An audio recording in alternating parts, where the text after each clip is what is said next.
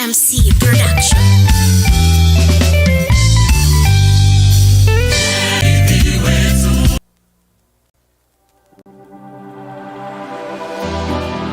How well do you know what's happening around you?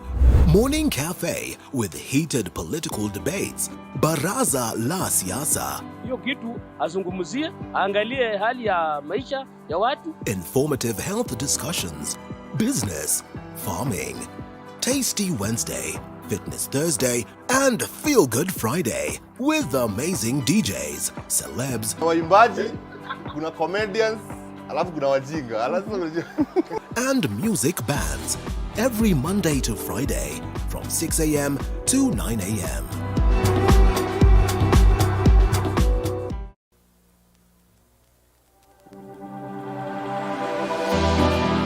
How well do you know what's happening around you?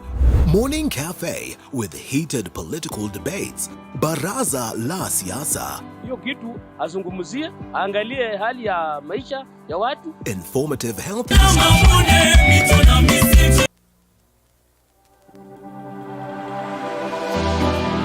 How well do you know what's happening around you? Morning Cafe with heated political debates. Baraza la siasa. Hiyo kitu azungumzie, angalie hali ya maisha ya watu. Informative health discussions. Business, farming. Tasty Wednesday, Fitness Thursday, and Feel Good Friday with amazing DJs, celebs, waimbaji, kuna comedians, alafu kuna wajinga, and music bands every Monday to Friday from 6 a.m. to 9 a.m.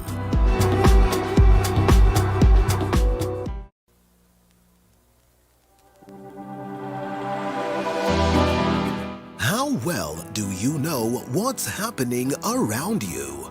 Morning Cafe with heated political debates. Baraza la siasa. Hiyo kitu azungumzie, angalie hali ya maisha ya watu. Informative health discussions. Business, farming. Tasty Wednesday, Fitness Thursday, and Feel Good Friday with amazing DJs, celebs, waimbaji, kuna comedians, alafu kuna wajinga, and music bands every Monday to Friday from 6 a.m. to 9 a.m.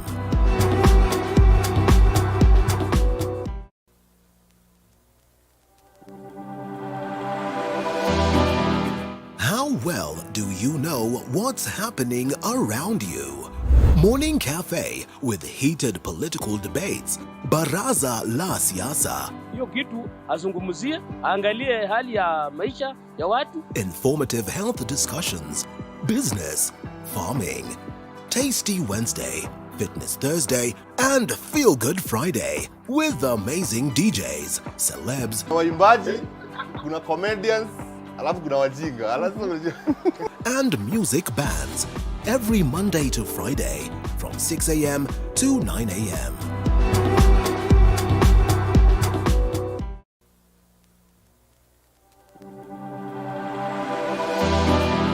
How well do you know what's happening around you? Morning Cafe with heated political debates. Baraza la siasa. Hiyo kitu azungumzie, angalie hali ya maisha ya watu. Informative health discussions. Business, farming.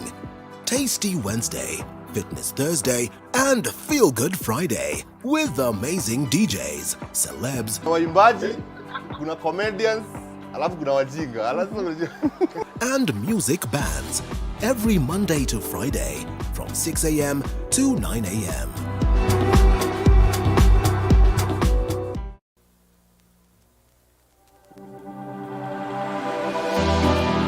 How well do you know what's happening around you?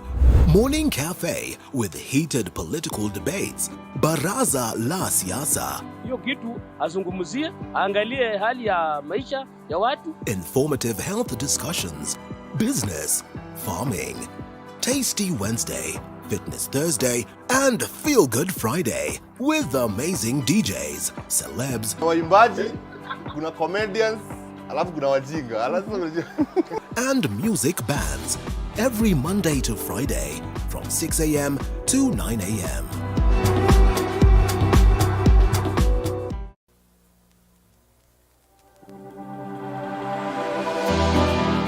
How well do you know what's happening around you? Morning Cafe with heated political debates. Baraza la Siasa. Hiyo kitu azungumzie, angalie hali ya maisha ya watu. Informative health discussions. Business, farming. Tasty Wednesday, Fitness Thursday, and Feel Good Friday with amazing DJs, celebs, Waimbaji, kuna comedians, alafu kuna wajinga. and music bands every Monday to Friday from 6 a.m. to 9 a.m.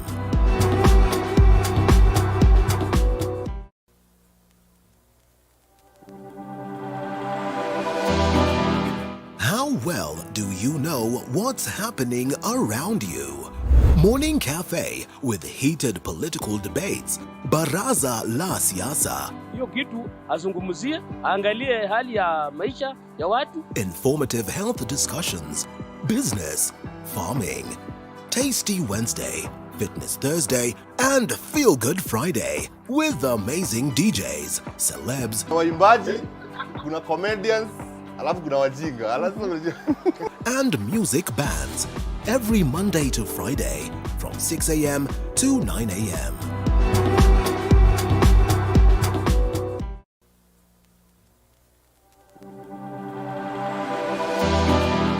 How well do you know what's happening around you?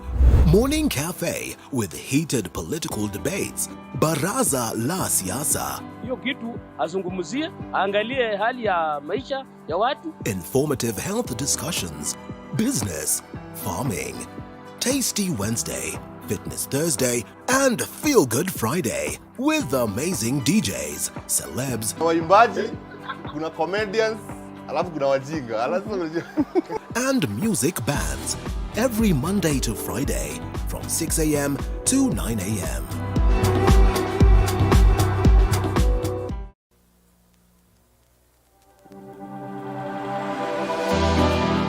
How well do you know what's happening around you? Morning Cafe with heated political debates.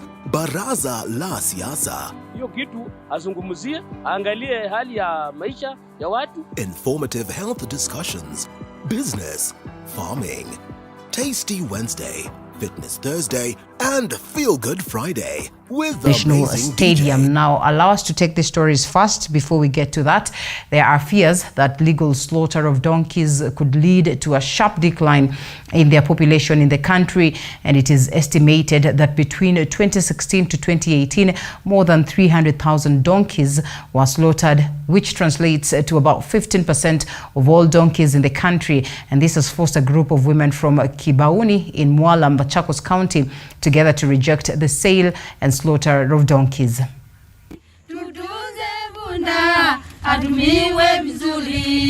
Katulani Mwala is where his mothers appreciate the usefulness of donkeys. Mimi ni mfugaji wa punda. Na hiyo nimekaa na hiyo punda kwa zaidi ya miaka 15.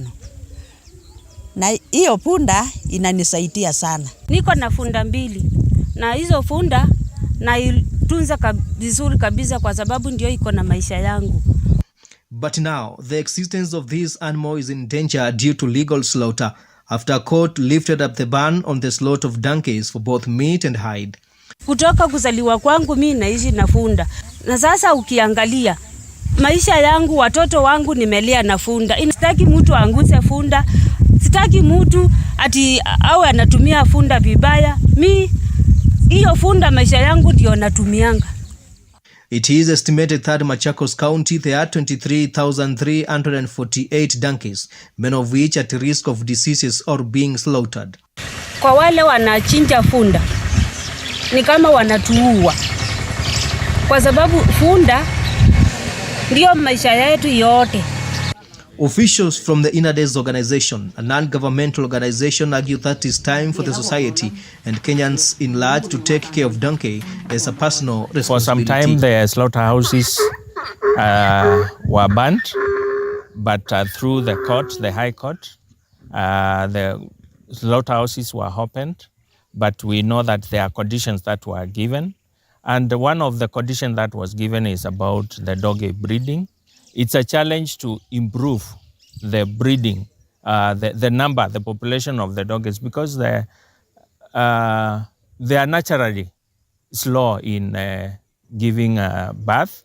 According to Dr. David Waweru, the County Director General of Animal Treatment in Machakos County, the number of donkeys is decreasing and it is time for important measures to be taken to preserve these animals. They normally say that if you own a donkey, you own a pickup that does not consume fuel. The donkey is a vulnerable animal. When the donkey gets sick, the owner kind of neglected. Now that it's no longer useful to him, then they neglect it. There is that need for the community to be sensitized on responsible donkey ownership. A study by Brookside Organization shows that 5% of donkeys are slaughtered every year compared to only 1% of the donkeys that is produced in a year. Nicholas Mbai, TV47, Machakos County. Now, inmates at Kitale women prisons have a reason to smile after receiving Jamhuri Day gifts from well-wishers who pay them a visit at the prison. The inmates received foodstuffs and assorted goods, among them sanitary towels. Kenyans of goodwill have also been challenged to remember the less fortunate in the society during this festive season.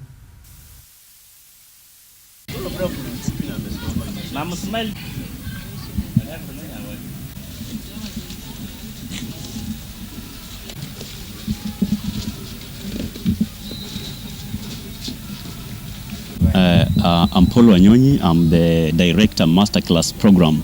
So as teachers, we came together and we say that God has been very faithful to us, and so we decided to celebrate or to do our Thanksgiving today through sharing with the prisoners, and that's why we came together. We did some fundraising and we bought the things that we've brought here.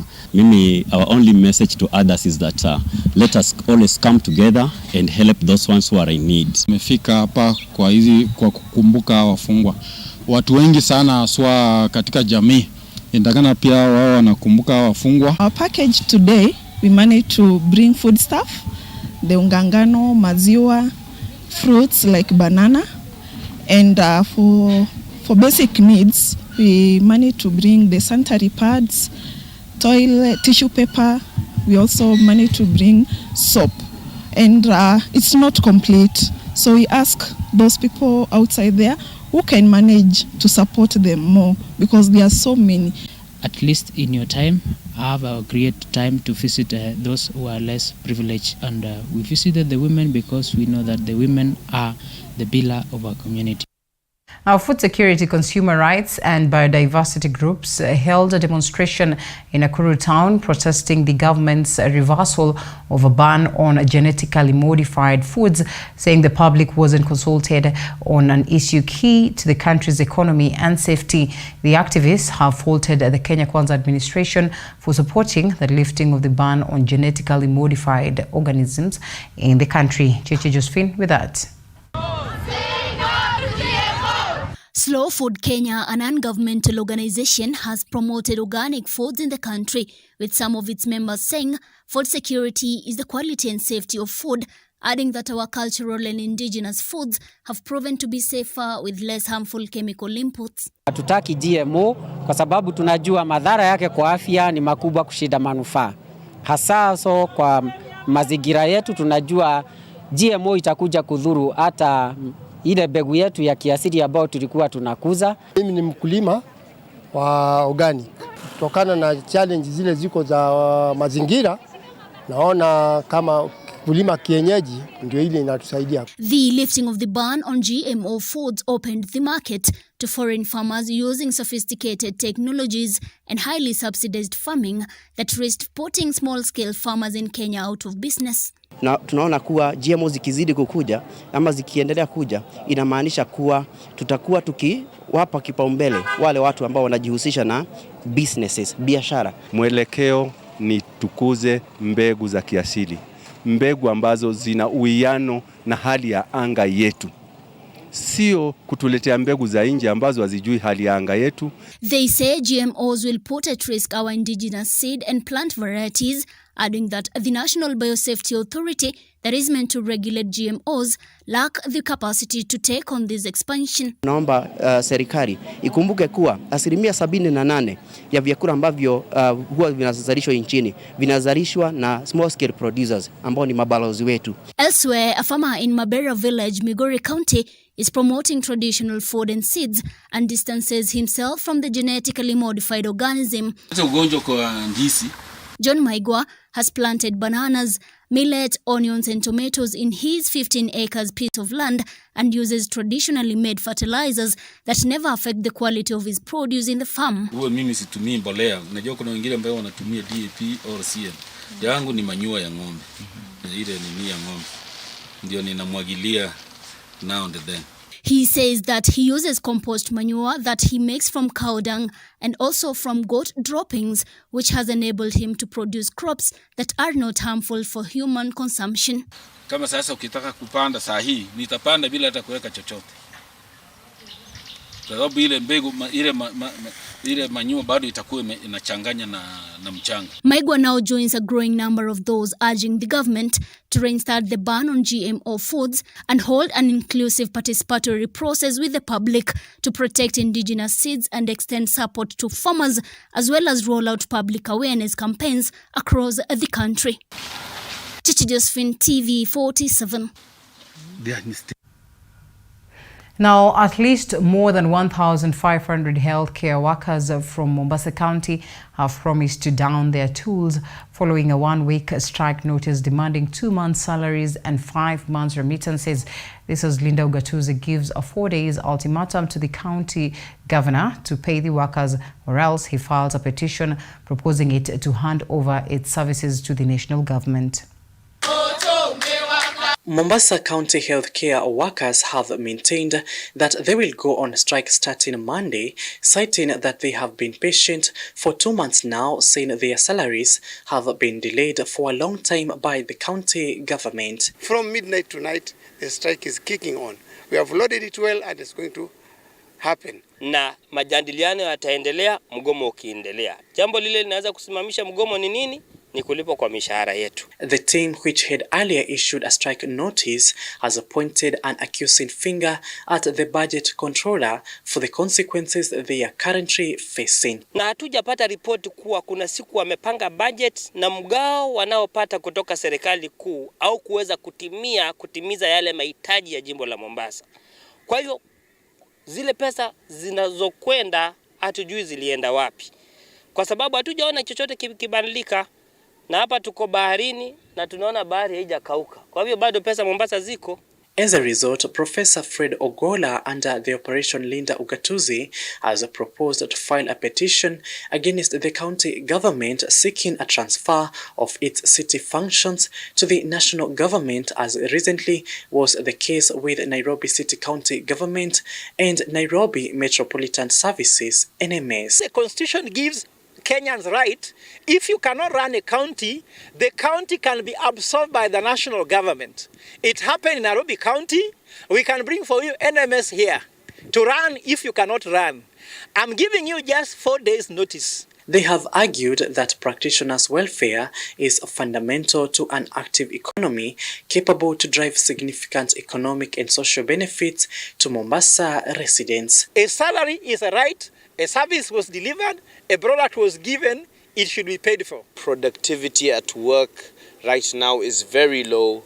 All the workers are demoralized, and so we feel detached from our employer, and we ask you to bear with us. However, the county boss Abdul Somad Sharif Nasir had earlier promised to recall the county assembly to pass laws that will permit his administration to make agreements with financial institutions to pay health workers on time through overdrafts. Paul Munio, TV 47, Mombasa.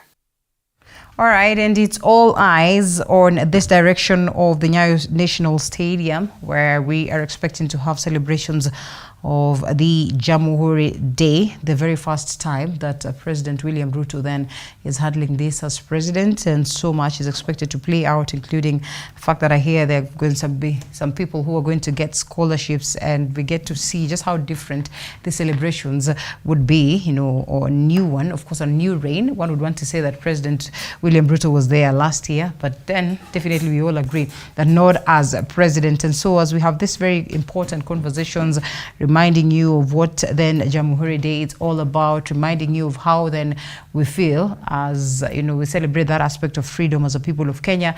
It is very, very important that we call upon you to interact with us. The hashtag is Morning Cafe at Linda_Lela TV47K. It's also that Jamhuri Day special. And so we ask you to just have these conversations with us. Let's all reminisce and remind ourselves of what it is that our forefathers did for us to get this aspect of emancipation. And joining us for this very conversation, the gentleman that will take us through all the way to that moment where we're going then to cross over to the other side to see what the celebrations will be about. We have Engineer Crispus Wathimba, who's a governance expert, and right next to Engineer Crispus is none other than Fanyamambo Kinuthia, or Ben Kinuthia, if you like. Of course, Wakili, thank you so much for creating time, and policy analyst Evans Wafula as well joins us for this very, very candid conversation. Gentlemen, even before we get to the nitty-gritty details, it's Jamhuri Day. Your expectations, President William Ruto handling it for the very first time, and just what has been over the years, you know, for us to hold this day so dear, Engineer. Well, It's interesting to actually being part of the Jamhuri Day celebration for the first time with the Dr. President Ruto.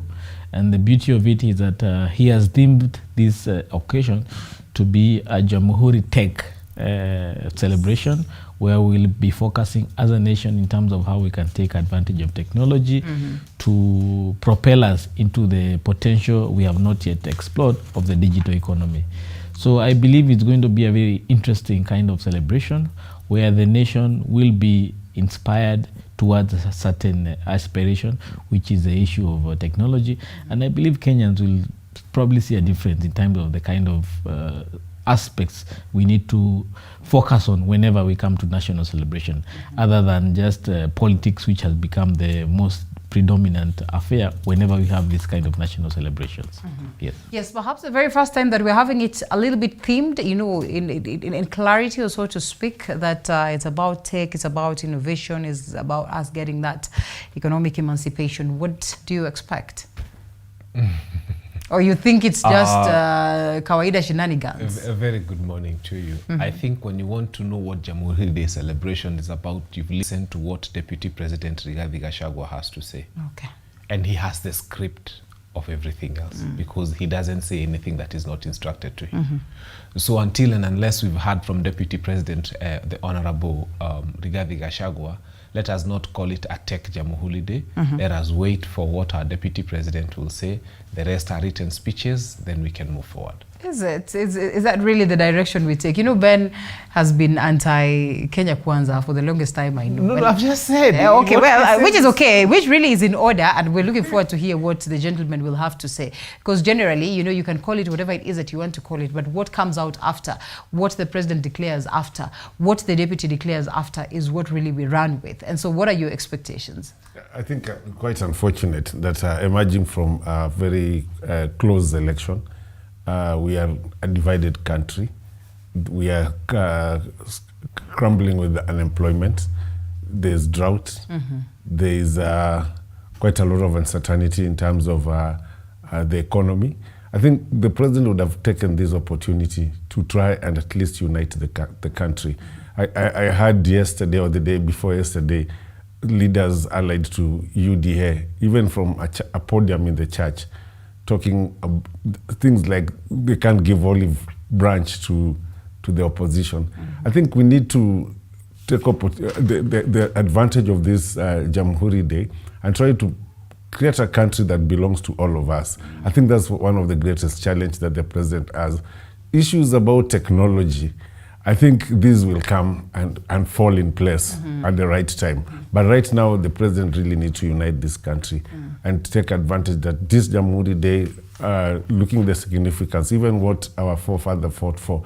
He really needs to come and just step in and ensure that everybody enjoys the fruits of the success of Jamhuri. Yeah. And briefly, before we take a short break, Engineer, why do you celebrate this aspect of us taking an angle and perhaps a theme to the celebrations? While we acknowledge very well that, when you say Jamhuri, we all know that that has been themed.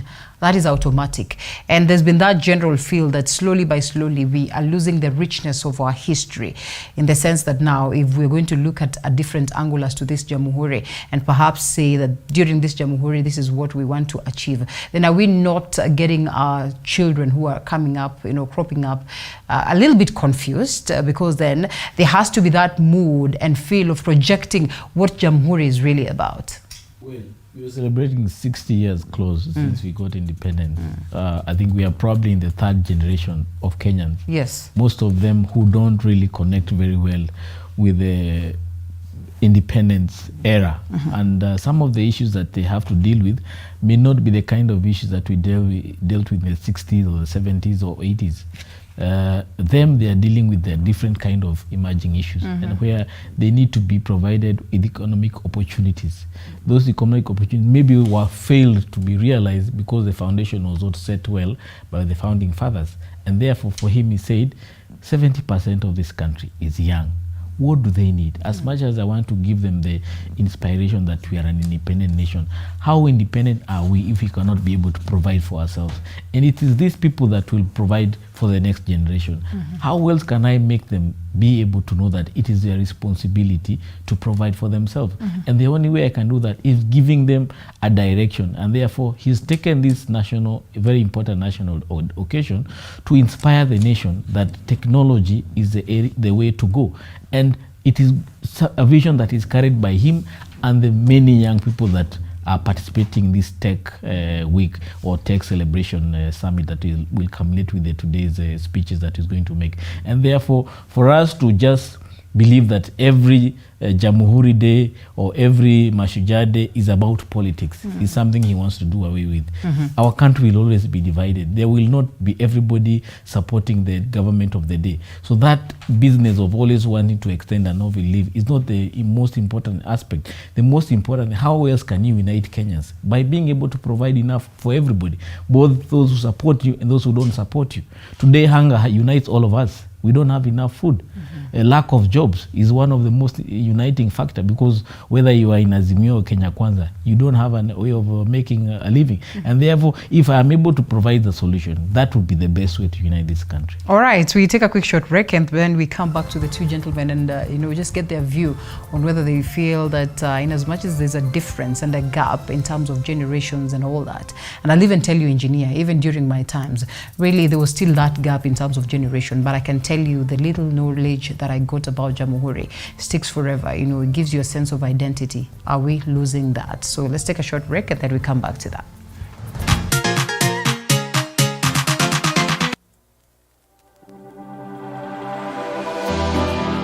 How well do you know what's happening around you? Morning Cafe with heated political debates. Baraza la Siasa. Hiyo kitu azungumzie, angalie hali ya maisha ya watu. Informative health discussions. Business, farming.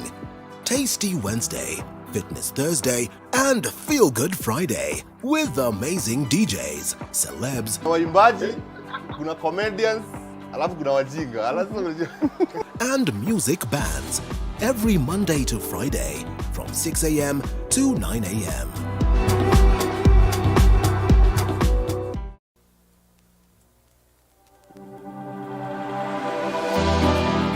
How well do you know what's happening around you? Morning Cafe with heated political debates. Baraza la Siasa. Hiyo kitu azungumzie, angalie hali ya maisha ya watu. Informative health discussions. Business, farming.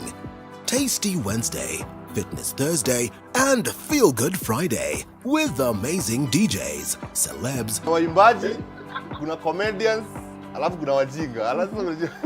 and music bands every Monday to Friday from 6 a.m. to 9 a.m.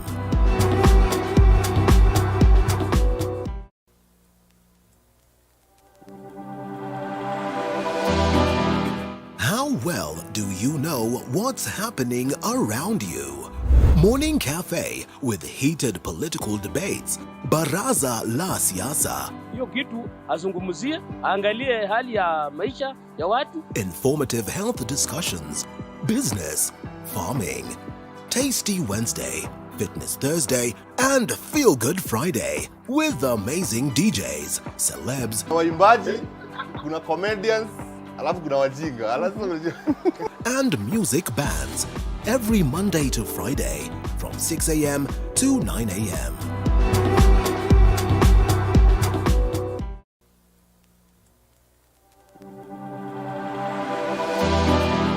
How well do you know what's happening around you? Morning Cafe with heated political debates. Baraza la Siasa. Hiyo kitu azungumzie, angalie hali ya maisha ya watu. Informative health discussions. Business, farming. Tasty Wednesday, Fitness Thursday, and Feel Good Friday with amazing DJs, celebs, waimbaji, kuna comedians, alafu kuna wajinga. and music bands every Monday to Friday from 6 a.m. to 9 a.m.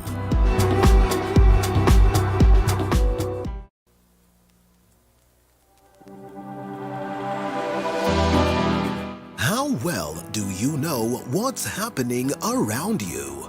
Morning Cafe with heated political debates. Baraza la Siasa. Hiyo kitu azungumzie, angalie hali ya maisha ya watu. Informative health discussions. Business, farming. Tasty Wednesday, Fitness Thursday, and Feel Good Friday with amazing DJs, celebs, waimbaji, kuna comedians, alafu kuna wajinga. and music bands every Monday to Friday from 6 a.m. to 9 a.m.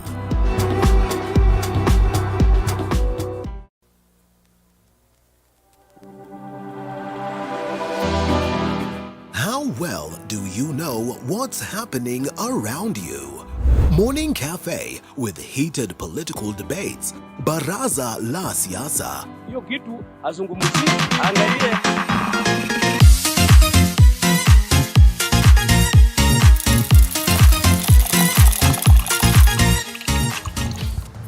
Well, connect, innovate, and inspire is the slogan of the day, is the slogan of this Jamhuri Day. Engineer Crispus is with us, Wakili Ben is also with us, and policy analyst, that is Wafula Evans, is also with us. Gentlemen, are we just trying to be a little bit rigid for those ones that think that now we are deviating the actual theme of Jamhuri Day celebrations to think innovation, to think digital world, to think technology? I mean, perhaps do we need to get to that space where we appreciate and acknowledge that indeed, like what engineer says, we are in a different space, a different generation, and therefore we need to dance to the tune of the events that are taking shape and maybe overlook the actual essence of Jamhuri celebrations? I think first and foremost, Jamhuri Day meant freedom, and it meant freedom from many things. A nation that is suffering from hunger is still not free. A nation that is suffering from drought is still not free. Jamhuri Day, other than freedom, also meant unity of a country. That's why we had KANU, Kenya African National Union. We felt that at that point in time that there was need to unite the country into one. So I think the freedoms that we need to get away from, to get into, is first we need freedom from hunger, we need freedom from starvation, we need freedom from political oppression, we need freedom from what is now looking like is going to become a one-party state. What this country needs first is the freedoms that our fathers fought for. And today, that is what we should be celebrating for. So let this UDA government create another forum to sell their IT agenda. Remember, some of these people are remnants of the Jubilee government that could not give our children tablets within the period of 10 years that Jubilee was in power. So let them not come and tell us about being tech savvy today if they could not give tablets to our class 1 peoples. We haven't forgotten, we still remember. In fact, at the end of 10 years of Jubilee, the leaders in Jubilee gave them wheelbarrows instead of laptops, instead of tablets. So let us first get our freedoms right, Because once we have our freedom of associations, once we have people in independent institutions like IEBC not resigning under mysterious circumstances, then we shall know we have the freedoms we fought for. But we cannot come here and talk about IT and technology when the freedom to make decisions cannot be. When a sitting government comes and says we have a problem with IEBC, for example, it means that that sitting government has come and pointed at an independent office. And now we can see the way those commissioners are resigning. And it is fantastic, I have always said, that this administration has led in the number of resignations that we have never seen. Under President Uhuru Kenyatta, and we were told he was a bad person, history will judge him right. There are people who finish their constitutionally or constitutional provided term limits, knowing very well that they were not in good terms with the president, but they did not resign in such fantastic manners. So I think the freedoms that need to be protected are those, and let us first protect the freedoms, then we can do IT on another platform. Is it so? Are we just hitting so hard? Is it politics? Or maybe over time, we just need to start acknowledging that, the times have changed and we come with different generations. And I mean, you've even seen how we struggle on making changes on some of the holidays that we have, or rename it from Moi Day to, say, Mashujaa Day, rename it from Kenyatta Day to I don't know what. Are we getting to that space where really history does not count? I think the question would be asking, why is the president running away from the practice and the norm of celebrating Jamhuri Day, which is very well known to most Kenyans. I think the foundation of this regime is really wanting. I think most importantly, I think the president needs to ensure that what needs to be addressed, or he needs to address seriously, is to ensure that Kenyans actually, especially the pledges he made during the campaign, that he wants to make sure that opportunities are actually opened up for everybody, all Kenyans, including employment, for example, where we have quite a number of youth who are not employed. Yet you are speaking today that those who will attend the celebration, some of them have been promised will get scholarships. Free tech scholarships. This is actually, I don't think that is the right footing of a government that wants to address the most pertinent issue of unemployment. I think look at what the pace at which they have started the issue of the Hustler Fund, not actually helping these people who are called the young people who are supposed to be actually in employment, and then look at even the way as people are getting employment in the public service, where we need to also address the question of ethnicity and ensure that the country is united before we actually think of just thinking about technology. And remember, this issue of tech, the tech scholarships is talking about, is also going to a few privileged Kenyans, because I'm sure not even schools in the rural area, some of them don't actually get the opportunity to embrace technology. And then you will be only selecting few schools. Like I've been reading the newspaper in the morning that they're going to introduce coding in schools. I think we will create kids or students or people who are conversant to technology, but they will not have opportunity to even work in the country. No, first they need to introduce electricity in those schools. So you start coding. Before you start coding. And you see now, I think priorities here must be right. Yeah. I think the advisors or the people behind the foundations of this regime really need to draw back and be able to understand and read the mood of the Kenyans. I think the president is starting at a wrong footing. Okay. Well, Engineer, we come back to you. You seem to be the only person who agrees to this aspect of technology. And a noble thing, so to speak, and we would appreciate. But the matters that these two gentlemen are raising are matters of concern and of importance.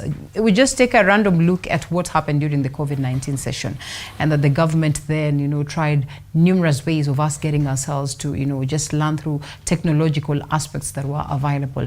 But the discrepancies were evident, and that we had to go back to the usual, or we had to go back to a crash program so we would get our students understanding and aligning themselves. You know, some of them were already way ahead because, well, they were studying through the aspect of technology. Others were not able to access this. So notable things that are very, very important to be addressed. And so as we get excited about this kind of direction and partnering with universities abroad like Arizona and all that, is this really what Kenyans require at this point? Or maybe it can never be, you know, good enough time for us to do some of these things? If I remind you, in June 1st, 2003, yes, Kibaki had just 2003, Kibaki had just served for the first 6 months of his administration. And that is the day he made the speech of the working nation. Working nation in the sense that he was able to marshal or rally the nation to wake up and work. He had just inherited a government that was very corrupt. The economy was in a very bad shape. But he used that day to speak about the working nation. Today, we are recovering from COVID. And one of the emerging issues that came from COVID is the aspect of using technology to grow your economy, to make your economy work. And one of the most important things that has come out from the COVID is about the remote working environment, where I don't have to be physically where my workplace to be able to provide for myself. One of the girls who spoke yesterday, she's called Nancy Malele. She spoke about her desire to work from home, and she pushed herself to get the right skills to be able to get that job. And she's saying there are many other opportunities out there for young people to be able to work from home and make a living. Those are the kind of opportunities we want to take advantage of. If we are going to use Jamhuri Day or Jamhuri Day week to inspire our nation to do that, there is no problem, because at the end of the day, you are a leader. You want to lead your country for greater good. If we are going to do things the way Kibaki did, or Uhuru did, or Moi did, and we have always seen probably they don't give the right results, or you don't feel they fit to your vision as a vision bearer, then you are allowed to do things your way. Ruto is somebody who is carrying very many dreams and aspirations by himself, because he came with the values about the hustler nation. These are masses, and to lift up these many masses, probably the only way he has is to leverage on technology, and the opportunity he has is today to speak about technology. There's no problem if part of his speech will be focusing on technology, then the rest will be remind the country where we come from. We are always being reminded where we come from. So that is not something we forget. But importantly, we also need to aspire for greater things. Estonia, one of the countries that Kenya is one to partner with, they went to the issue of making ICT training readily available to many kids. Today, it's one of the most technologically advanced nations. Kenya also needs to take advantage that today we are one of those countries in Africa where we are a hub for IT. If we don't take advantage of that position, the global leaders we are attracted because of ICT, they will run away to another country. So it's our time, and this is the time to take advantage of it. And I still come, yes. I think it's Jubilee's time to, Uda's time to eat. You see, the thing here is very clear. When we could not provide laptops to school kids, we are now talking about an IT kind of hub for the country. Like, we are going to train. Let me tell you, the truth here is that I think the people behind all these are just a scam. I think Kenya is going to lose a lot in terms of even money. We are a country that depends or relies so much on agriculture. We have not even been able to boost our agricultural sector. Yet we are talking about, I think, today's day should be a day to celebrate our heroes. Some of them, I've seen Kimathi's widow asking the government. I was looking at the papers this morning, and I thought, we've spoken about this lady for the longest time. Very pertinent question, that can the government help her trace her husband? And she's really she has a desire to bury her husband before she dies. A country that is staring on such a hero and cannot even have solutions. We are talking, and I don't understand why actually the president is running away from honoring our heroes. I want in his speech for him to speak about Jaramogi Oginga Odinga, to speak about Raila Amolo Odinga. These are true Kenyan heroes. And I think this thing of coming and trying to to act like I'm going to do things differently. You can never take away history that is so deeply rooted in the hearts and minds of Kenyans by trying to bring IT, trying to change the theme. I think it is so clear if you want to have an IT month or an IT year or an IT celebration, we can as well plan it and have it. We had Moi Day. Okay. We can have actually a technology week or technology day. But let's not mix. Let's not try to wink our children by telling them that we are gathering here to celebrate technology. We are gathering here to ask questions. Many Kenyans were disenfranchised even after independence. Those are the pertinent questions we need to be addressing. Kenyans who feel that they are not part of this country. Okay. And there are so many Kenyans who feel they are not part of this country. They need actually to be embraced. And we need, that's why I'm talking about national cohesion. We need to see this kind of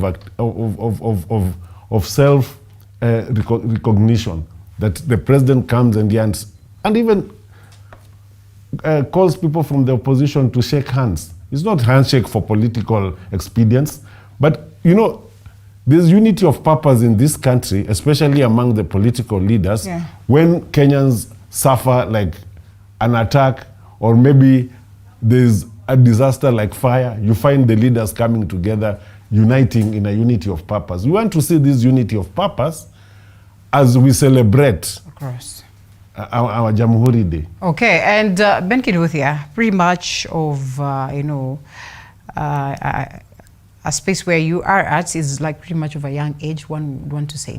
A generation that doesn't read, maybe, as such, because then there's technology, then there's the internet. A generation really that is not in touch with history, or so to speak. A generation really that might not be interested with this aspect of history. Do you think it's the mistake of that generation or the generation that came in prior? Because some of these stories of history were inculcated to us. We studied this in school. But then are we really losing it? Because I feel like generally we're not really excited about it, all this. And what of a ramification does it bring to us in terms of negativities, if not positivities? The American nation has been there for over 200 years. And they've always had this time they called Thanksgiving. And the culture of Thanksgiving to them is a culture of a time when people are a little bit laid back, a time when people sit to reflect on what it means to be an American citizen and what it entails. And I think theirs is liked more than any other holiday. Yes, and they take it very seriously. If they have maintained that for 200 years, we are celebrating our 53rd, 60, I think. No. Yeah, 50 something. Close to 60. 60th, yeah? Jamhuri Day or something.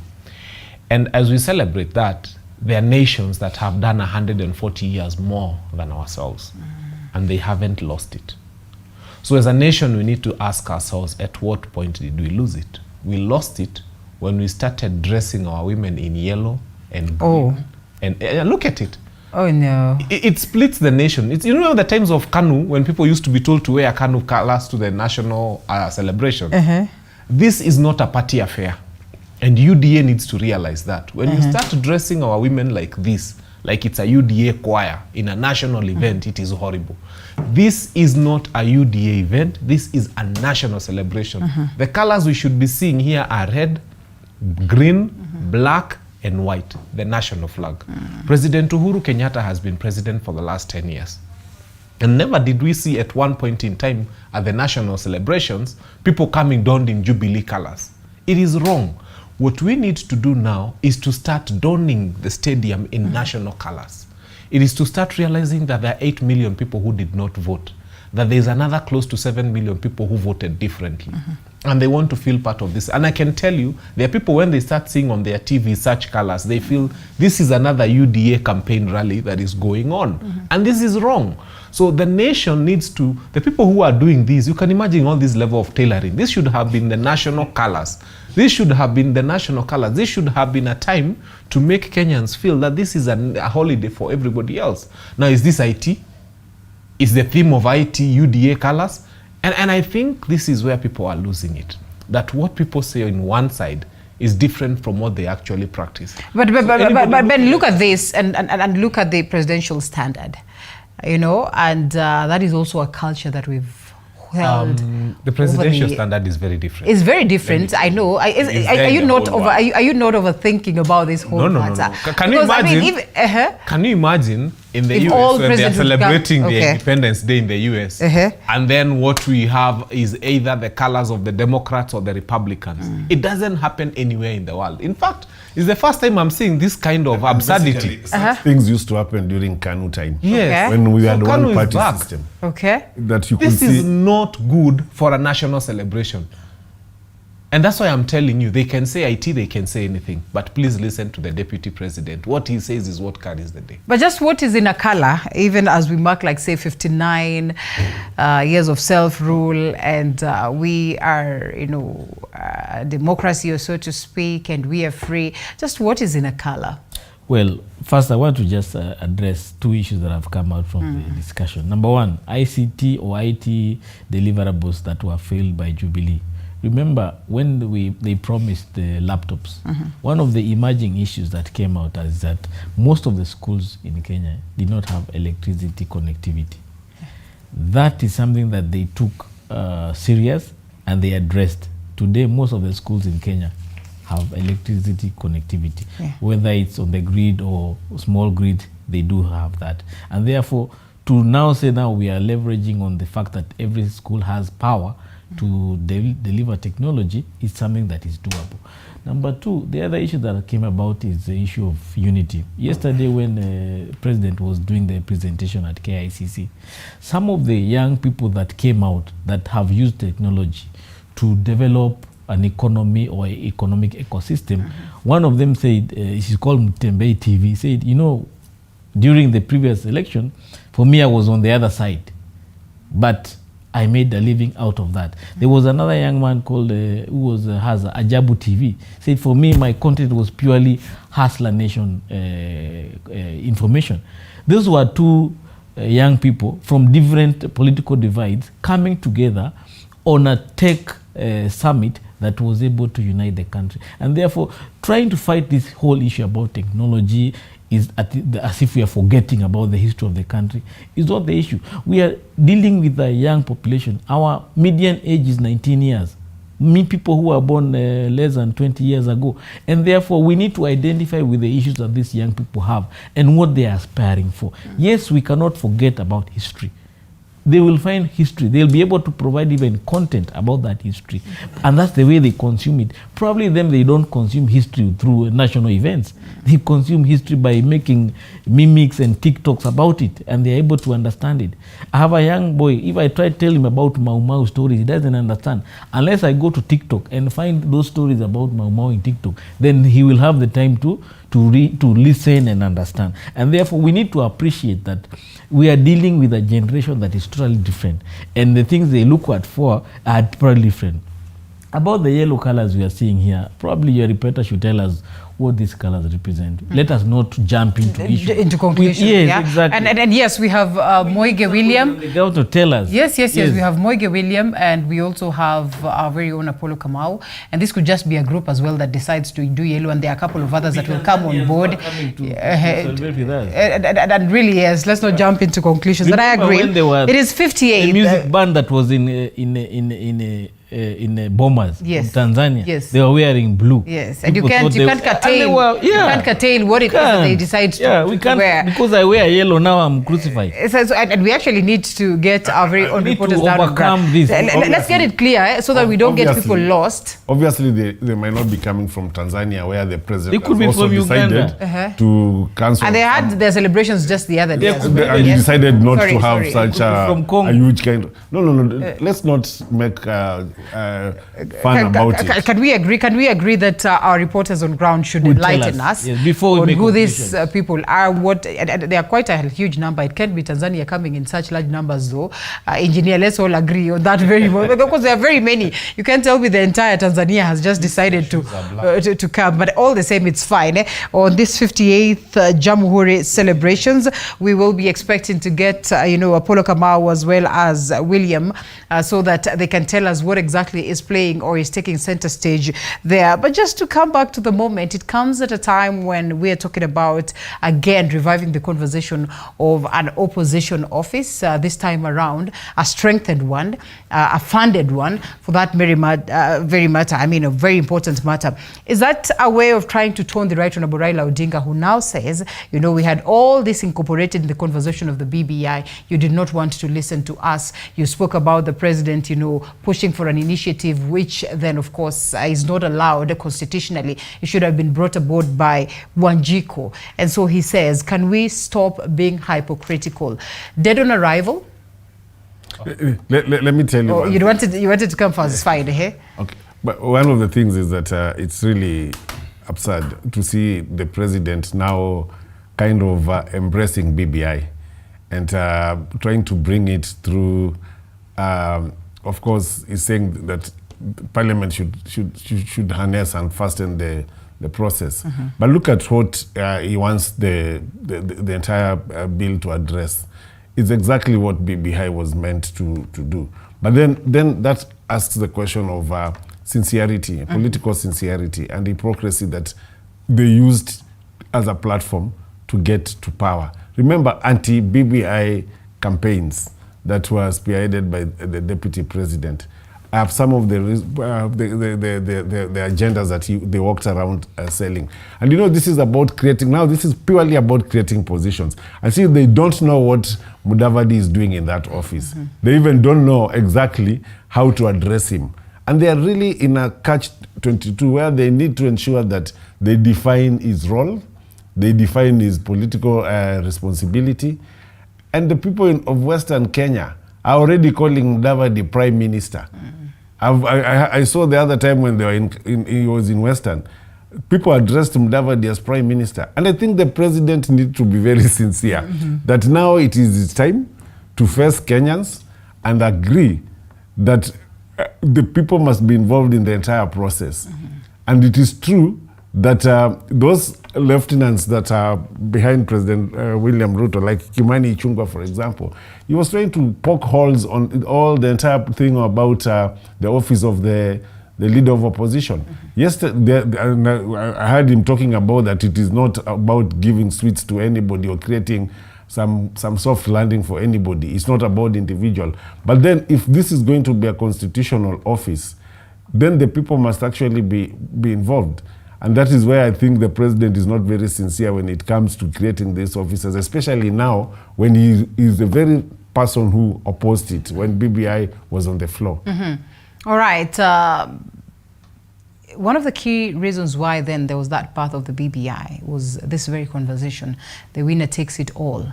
That, you know, after an election, we are split into two, right into two, because then the person who's lost and, you know, they have enjoyed good numbers of support have to just go home.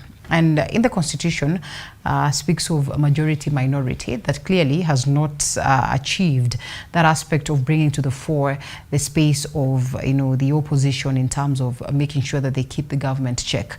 Is it necessary for us to have this conversation at this very moment?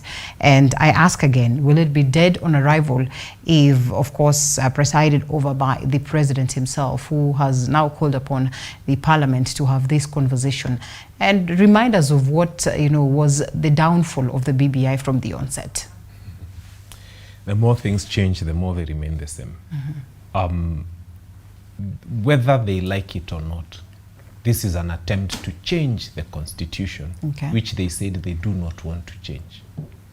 And whether they like it or not, they are going to realize that along the way, the same ruling of the court that a sitting president cannot initiate a constitutional change will bite back. Will bite back at them.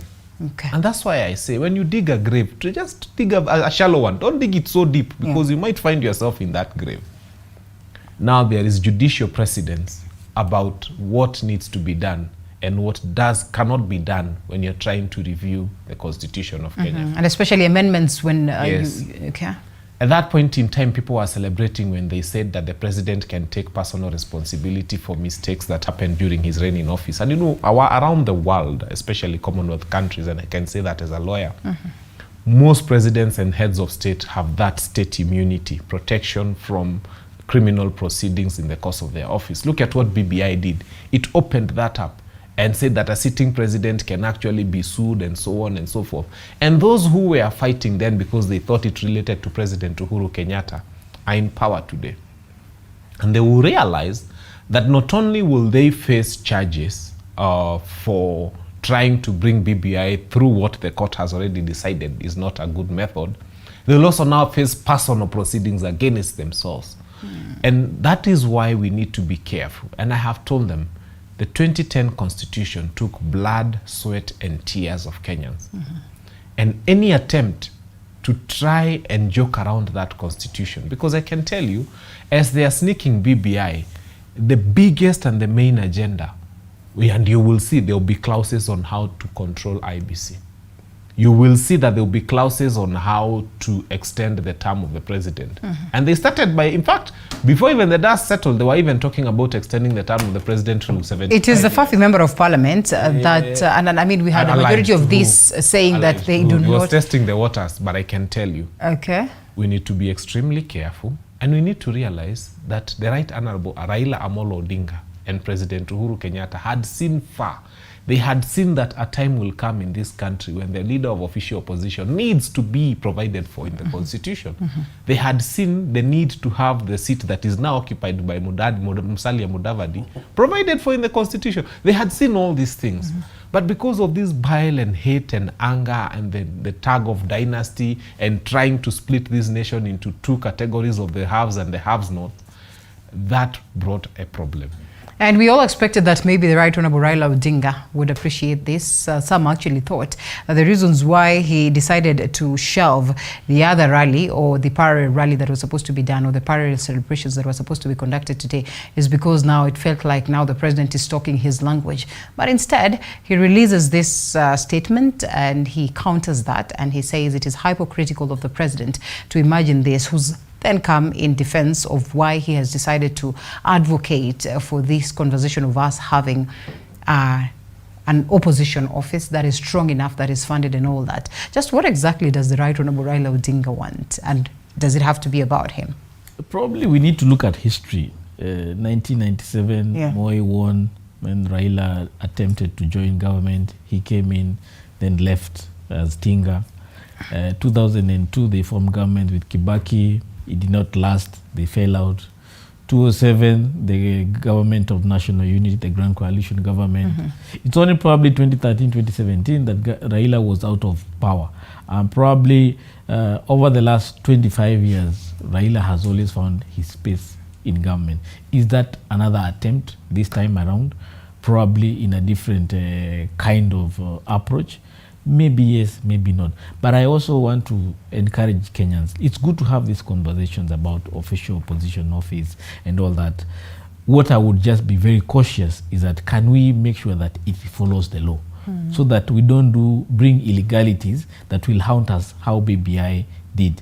It's quite unfortunate also that we are discussing this office, but Raila in mind. What if there was no Raila? What if I was the second most highest in terms of votes in 2022.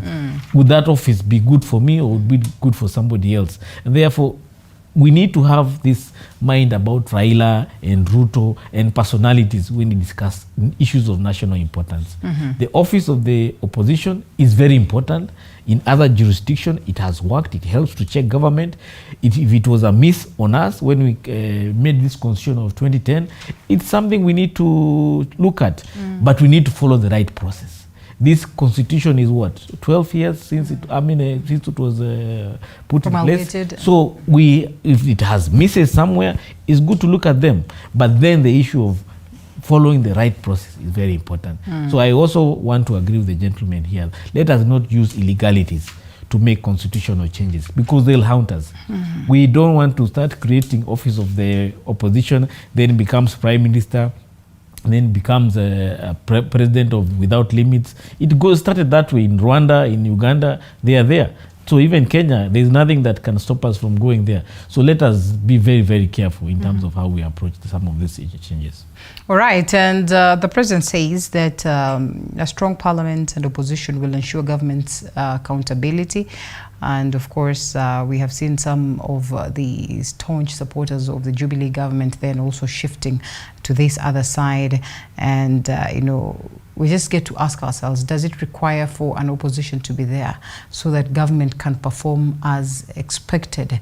And shouldn't Kenyans be worried that now they could almost get to a space where they speak the same language, and that when the politicians are speaking the same language, it is the common mwananchi to be worried? So when the president is in defense of this and says we want to be kept in check, but, you know, not just for the sake of it, but rightfully, do you suppose he's genuine, and does it require really an opposition office as opposed to what the Constitution speaks of, a majority and a minority, and now we have a minority office?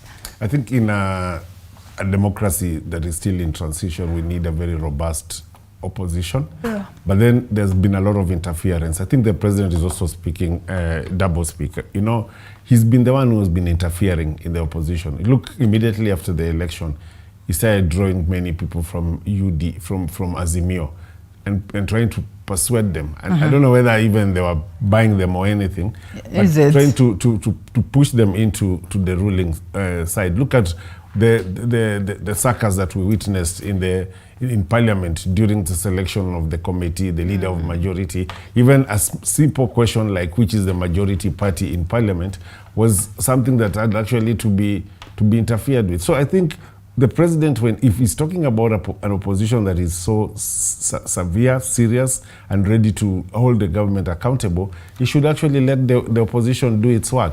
He should not also, again, at the same time, talking about the opposition and trying to even interfere in that's not democratic. Democracy permits that there will be a ruling government, there will be a president, and there will be the opposition. But look at our constitution. It does not even define or speak about opposition. It talks about minority and majority. So I think we need to cure that and ensure that that whatever opposition we are talking about, and that's why I agree with him when we are talking about opposition as an institution, not as an individual. We are not looking at the opposition inside Parliament or outside Parliament as in the figure of Raila Odinga, but we are looking at strengthening the institution, the opposition as an institution within Parliament. And then people like, of course, majority leader and even the deputy president to tone down and at least understand that Raila, they're the ones who are making this thing to be about Raila. They're projecting, okay. And trying every time talking about Raila. But the truth of the matter is that there are many Kenyans who are in the opposition in their mind, in their spirit. Yeah. And these are and also we have leaders who are in the opposition. So I think we need to strengthen that institution and ensure that the government is held accountable. The president is forgetting so fast that he could initiate this, knowing very well the kind of fate that the BBI sort of had to face. And President Uhuru Kenyatta, for that very matter, why would he be the person who instigates, why would he be the person who spearheads this conversation, in as much as it's been there? And I mean, we've heard of all this in the peripheries, and same applies to the BBI. We had proposals of constitutional changes. Should they run with those entities that are actually advocating for a constitutional change and maybe speak to them and then incorporate what they would feel would need to be incorporated? And where is the space of public participation in this? Because it's crucial as the Constitution dictates. You see, there's nothing as bad as telling people that trying to change the constitution through BBI was a waste of taxpayers' money. Because whatever funds they are going to allocate to now this new process of trying to change the constitution will be called a waste of taxpayers' money. So anything they try right now is viewed by their supporters now who believed in them when they said, you see, William Ruto had supporters then who believed in him and still believe in him. He told his supporters that BBI was bad, that a constitutional change was not necessary, that all those offices they were trying to create for the people they called dynasty and the rich were not necessary. And these people believed in him. How will he then come and convince now the people who believed in him when he told them that BBI was bad and constitutional changes were bad, that this is a good time and this is a good thing to do? He told Kenyans that BBI has wasted X billions of taxpayers' money in the process. there has to be public participation. There's no way the constitution is going to be changed without public participation. So when that begins, how will he convince his supporters that now what was in BBI is good and was not bad? So I think that's a big problem, because already those who believed that BBI was good were more than half of the country. Now he has that half that believed BBI was good, and then now he has his own supporters that he had told is bad. So now he has a huge number, a bigger number of people to convince that what he's trying to do is the right thing. Okay. And I think that is going to be the elephant in the room. Interesting, and we wait to see how they address this, because there's been that conversation at the level of Parliament whether this is an amendment that can be done at that space, or this then would require for us to go for a referendum. It's a referendum. There are no two ways to that. The structure of the constitution. Yeah. And some of those, you see, especially now you're trying to change the executive. Yes. There is no way you will change that without going to a referendum. Interesting. Hold that for a moment. Let's cross over to the Nyayo National Stadium, where our reporters Apollo Kamau and Moige William are on standby, just so we get a feel of what really is happening. We still have, I don't know, I'll call them the ladies, of course, in yellow and green regalias, just to find out what is happening. Moige William will be taking this fast. Good morning, Moige. Kindly keep us up to speed as to what to expect, as to what is happening at the Nyayo National Stadium, as to how different this celebration would appear to be in relation to the previous ones that we've gotten. And our guests here are asking just who are these ladies dressed in yellow, of course, wearing or covering the heads with green kitambas. We'd really need to understand what this speaks, especially at this point where it's a little bit sensitive when we're talking about colors and, that projection of the fact that it's a Kenya Kwanza government. Good morning to you, Linda. And well, talking of the colors, those are women. It's a choir already entertaining guests who have made their way here at the Nyayo National Stadium. Well, quite a beautiful picture you can see right there, dressed or donned in yellow and a green scarf, I presume. And already some entertainment taking place here at the Nyayo National Stadium. And this is the very place where Kenyans will be marking the 59th Jamhuri celebrations being led by President William Ruto, his first national celebration. And from around 10, we're expecting President William Ruto to make his way in here. And also in this particular stadium, more than 20,000, precisely 20,000 Kenyans are expected to be attending this particular event. And as you had mentioned earlier, this is quite a change of routine whereby we have guests invited from different countries, ambassadors. That will happen, but most importantly, this particular celebration will be having a theme, and the theme will be all about technology and innovation. And the target audience, or the most targeted, will be the youth. And if we could walk through, already a number of Kenyans have streamed their way in here, and majority, to what I can see, they are young people drawn from different areas, as earlier promised by the Permanent Secretary of Interior, Principal Secretary, that any youth who will be making his way in here is assured of a scholarship when it comes to IT and innovation. Team, maybe don't jump into people. Let's walk slowly. And if Tim could show you just some of the people who are here, you could see young faces from both women, men, making their way in here just to attend the 59th Jamhuri celebrations here at Nyayo.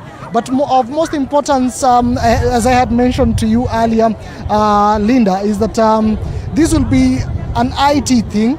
The focus will be on innovation, technology. Remember, this is one platform that has offered jobs and also a source of income to many Kenyans. And President Ruto mentioning earlier, remember this week we have been having the Innovation Week. President Ruto noting that he will be engaging leaders in the tech world, talking of Google, talking of Facebook, to be able to monetize some of these platforms so that Kenyans, especially the youth, can earn from it. Remember, the number of youths who are unemployed is it's a number which is devastating many. And through the online platform, through innovation, IT, ICT, this area the government is looking or is foreseeing to tap into and be able to provide employment. Let me engage a number of youths here. I can see a lady here. You're pampering her. Habari asubuhi. Nzuri sana. Mko salama? Kabisa. Atuanze na jina lako? Fereshi Ayuka. Kutoka wapi? Kutoka South B. South B. Empress kutoka South B. Empress nani? Juliana. Juliana Empress. Caroline Kerubo. Caroline Kerubo, South B pia. Kamati ya South B. Team South B. Mumefika hapa leo Jamhuri celebrations na Prezo, acha niongee lugha ya vijana. Prezo analenga youth sana katika agenda yake. Je, maoni yenu ni yapi kuhusiana na agenda ya ICT, kupata job, kupata hustle through the internet, earn money through ICT? Tuanze na Kerubo. Maoni yangu ni kwamba tunafurahia kwanza vile walisema wanafungua huku kwetu nini kampani ya kutengeneza masimu. Sasa pia hiyo ita provide employment kwetu. Pia tunaomba kwanza mimi natumianga safari kwa matupunguzie data. Data inaenda kuenda. Sawa, kituwekea at least data ikuwe cheap kwetu, tutaweza kufanya kazi kwa internet rahisi sana. So itakuwa affordable kwetu. Umejaribu kufanya kazi online? Okay, nimejaribu kuuza online but hazikuenda sana. What do you make of this? Youth wengi wameinvitiwa hapa leo and pia kuna ile swala ya kupata scholarship. Unaona ita happen na what do you make of this? Ita happen. Tunaamini Mheshimiwa Ruto ni mtu wa kutenda. Ita happen, hiyo scholarship tutapata. Na tukipata pia tutaitumia vizuri. Sawa. Rais Ruto, agenda yake mojawapo ni kulenga mavijana. Wewe unakubaliana naye na unaona hii itawezekana? Mimi nilikubaliana naye siku ile niliweka kura yangu kwake na nikaamini atatenda, na with time tumpeni tu time a process kila kitu vizuri, then tutafanikiwa. Jirani yangu akipata pia mimi nimepata na ndashukuru. Sitasema ati ni mbaya juu sijapata, but nitafurahia much more, na tutakuwa much more happy. Kando na hili swala la teknolojia ambalo rais analitaja mno, ni vipi vingine ungependekeza vile vijana wanaweza saidika katika nchi hii kupata ajira na kupata kazi na mapato ya kila siku? So mimi maoni yangu ningeprefer, kuna zile mtaani tunafunzwa vitu mob mtaani.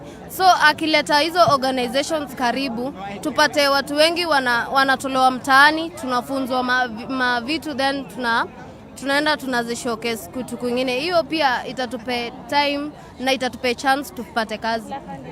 Sawa. Asante kwa muda wako. Wacha nizungumze na wewe. Ni mara yako kwanza kuhudhuria hafla kama hii ya kitaifa hapa Nyayo ama kwingine? Kwa tunakuja lakini raundi ndio tumeamua sasa ni Ruto tunaendelea bado na kukuja bado. Nini tofauti kufikia sasa umeshuhudia na sherehe ya siku ya leo, na unatarajia nini itafanyika tofauti na kama vile tumezoea? Yenye tunafurahia yenye inakuja hiyo yenye amesema nini mambo ya online, ndio bado tunangoja tusikie venye atatuamulia na tuone venye itafanyika katika mtaani kwetu. Wewe unaona utafaidika aje na hii mambo ya online? Faidika na online.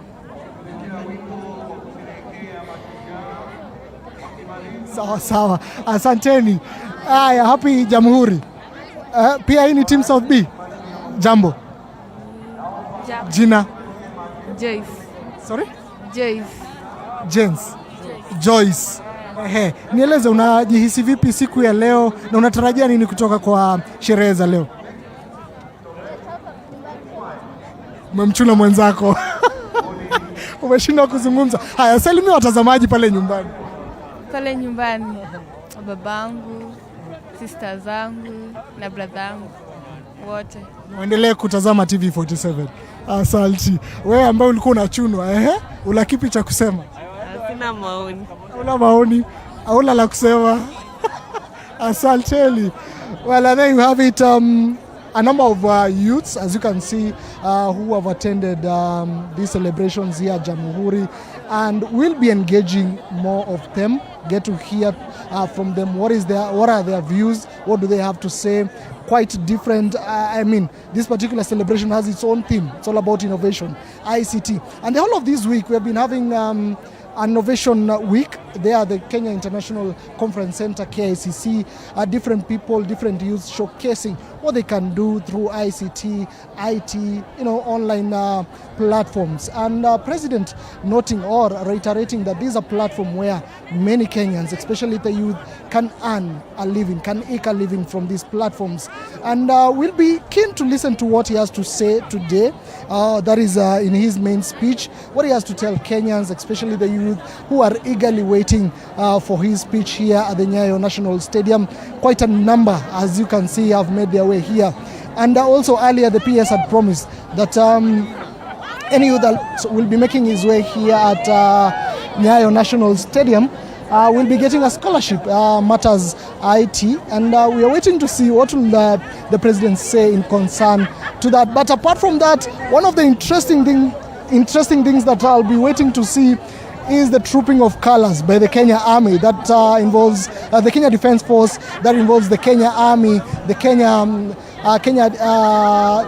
Navy, and the military. What do they have in store for us? And any moment from now, this particular field will be seeing military men showcasing the best that they can.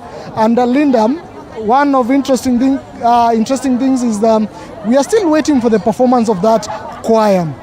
Interesting is how they are dressed. They are donned in yellow gowns and a green scarf.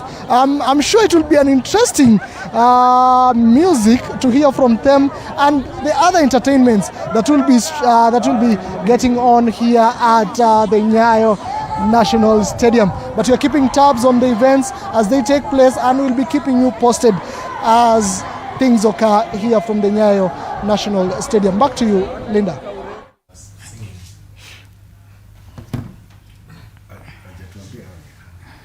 Moige William, thank you so much. I will still be expecting for you to be clear on who these ladies are, because the gentlemen in studio will not let us breathe. They are like, who are just those ladies and wearing yellow and green? Should we really read so much into this? And perhaps they would have tried a different color, orange and blue, or what?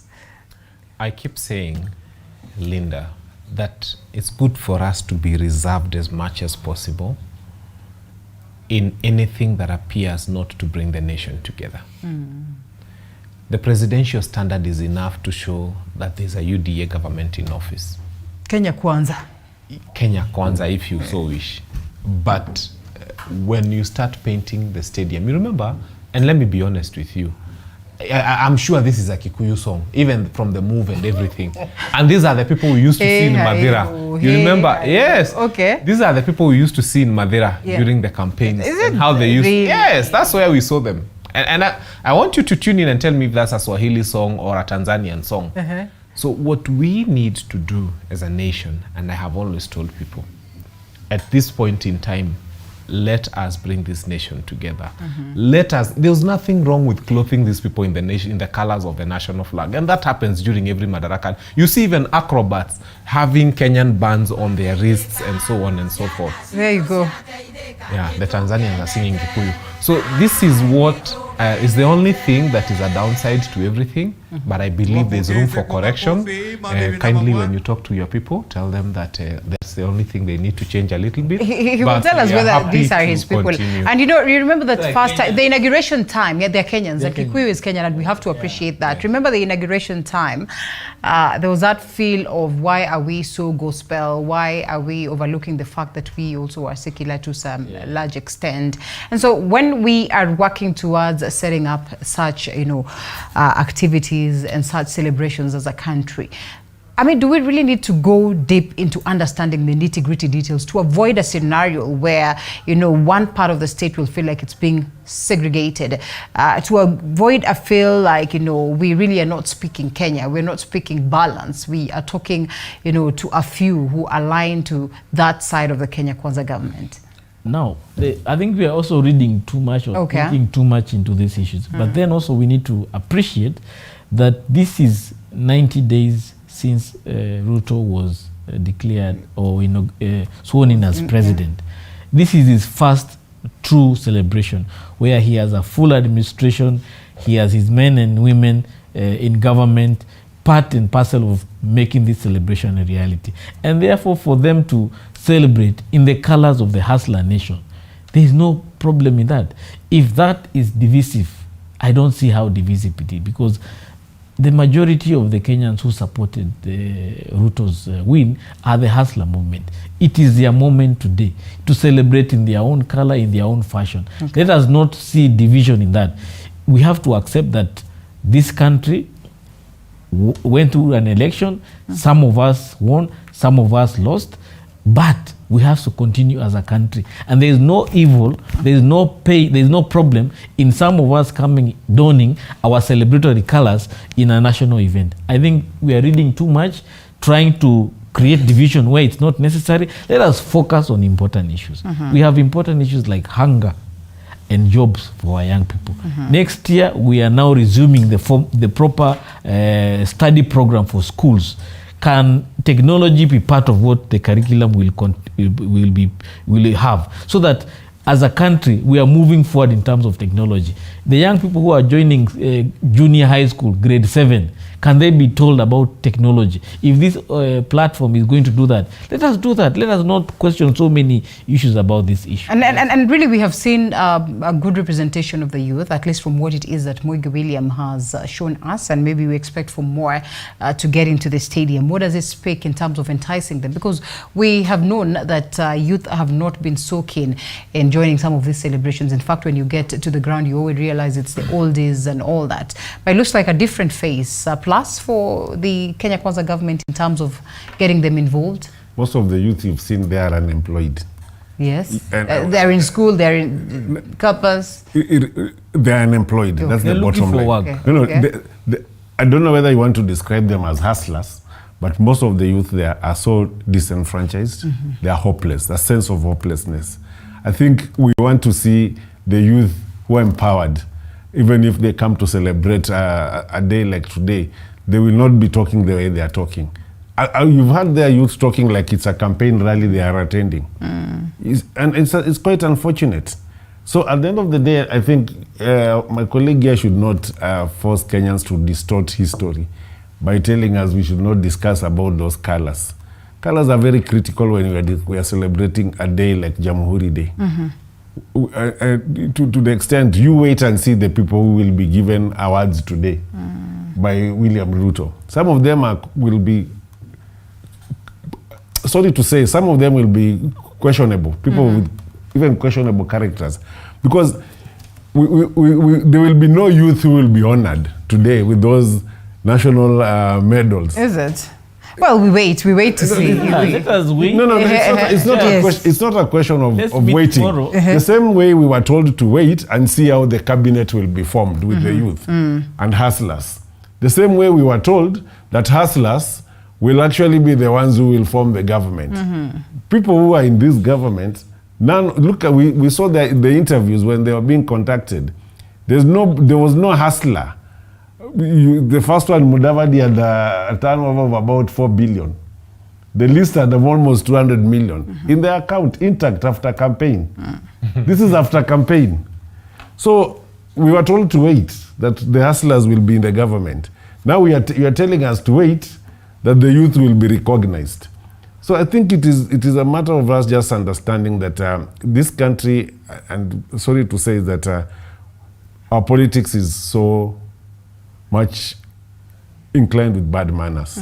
Even our politicians, even whether from the entire political divide. How would somebody, for example, campaign against UDA and the following day is on the stairs of State House wanting to join UDA and you are in Azimio? How would you be in UDA at the same time? You want to defect. We need to be very sincere, and I think Kenya, we have very bad politics. We need to have politics that is mature. Our leaders have to be sincere, and I think we also have to blame ourselves as Kenyans. We are the ones who elect these leaders and bring them to the positions where they are. But you see, most of them are not there to help Mwananchi. They are there for their own interest. And I can tell you, most of the leaders who have crossed from Azimio and joined UDA. They have gone on their own. They have not gone with the people who elected them. And that's a fact. Because they know very well. And you see, I think the makers of the Constitution, when they are putting that clause of recalling members of parliament, we should really try to start exercising that. Because that is the greatest political conmanship from leaders. That we elect you in an opposition ticket, the following day you have gone to State House to eat. It is, and the president needs to instill that kind of good manners in politics. Is it bad manners that former President Uhuru Kenyatta then decided that he's going to, resign as Azimio chairperson? After all, what is Azimio going to offer him? We really like blaming politicians for the kind of politics we play, but we never reflect on us as citizens. What kind of politicians are we? Okay. For me, I've ran for office 2017 and 2022. But I want to blame Kenyans for the kind of politicians we breed.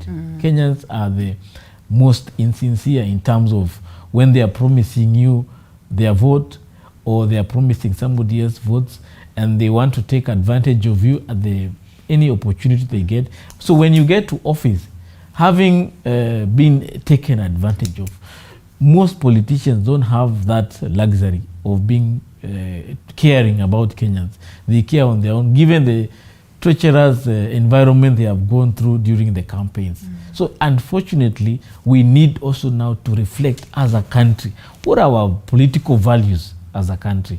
When we come to deciding who is our leader, what kind of leader we want to have, what kind of leadership environment we want to have, so that even the people we put in office, we are able to hold them to account, because even us, when we are electing them, we are sincere, we are candid, and we are objective. So we need to really look at ourselves as a country. And this is a space the media need to take advantage to speak about the values of this nation in terms of the politics we discuss. Because our politics is about individuals, about personal interest, about money. And we forget the bigger picture. So even when this rally, this celebration today tries to remove us from politics, we still want to go back to this is a complete departure from this politics that is very toxic. And probably we are being told, can we just focus about technology for a moment and forget about politics? But we still want to get back to politics. When we see color yellow, it becomes a problem.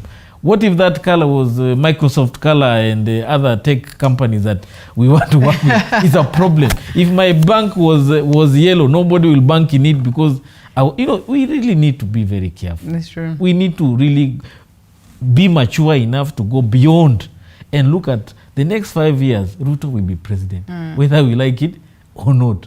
Whether he dons yellow from morning to evening, he will be president. Can we work with him? Can we build a nation out of it, even if we don't agree with him in everything, so that we move forward? Ben, and that now we don't have the president or the former president as the chair for Azimio. We have a lot of confusion therein in Azimio. Jubilee says this, Jubilee says that. Is Jubilee part and parcel of the Azimio team?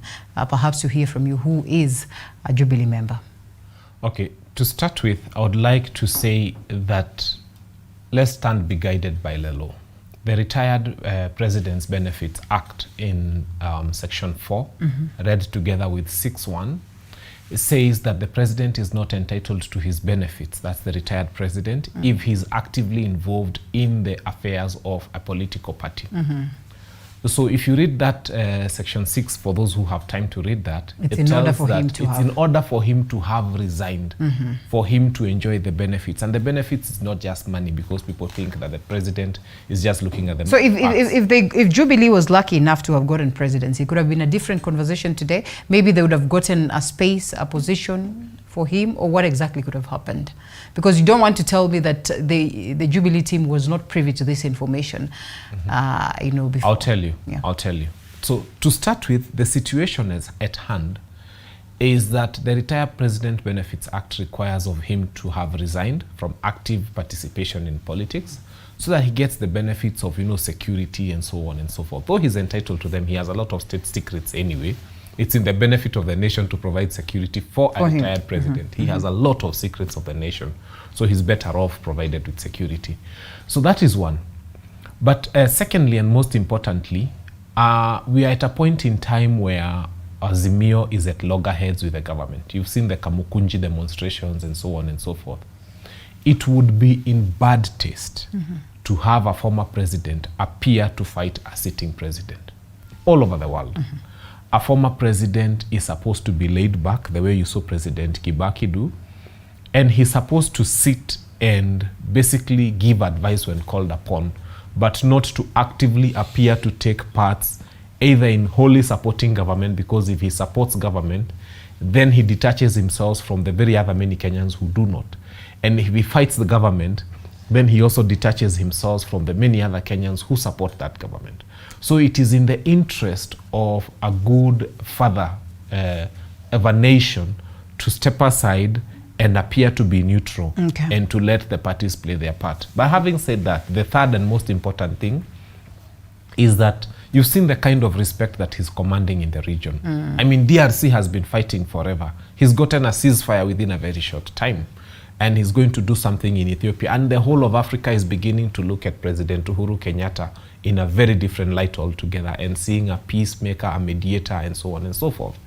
So again, it's counterproductive for him to appear on one side to be bringing nations together, and on the other side to be leading a team that is leading demonstrations in Kamukunji and every other place. Not to say that those are bad, but those appear to be confrontational, and a peacemaker should not be confrontational. Over to your last question. Should Jubilee have won, for example, or Azimio have won, for example? I think President Uhuru Kenyatta would still play the role he's playing, because any other role in government would have been too small for him. He still would have had to resign and do the peace-building work that he's doing, because it appears now it's even a bigger job than he had when he was President of the Republic of Kenya, and is commanding a lot more respect and a lot more favor amongst the nations.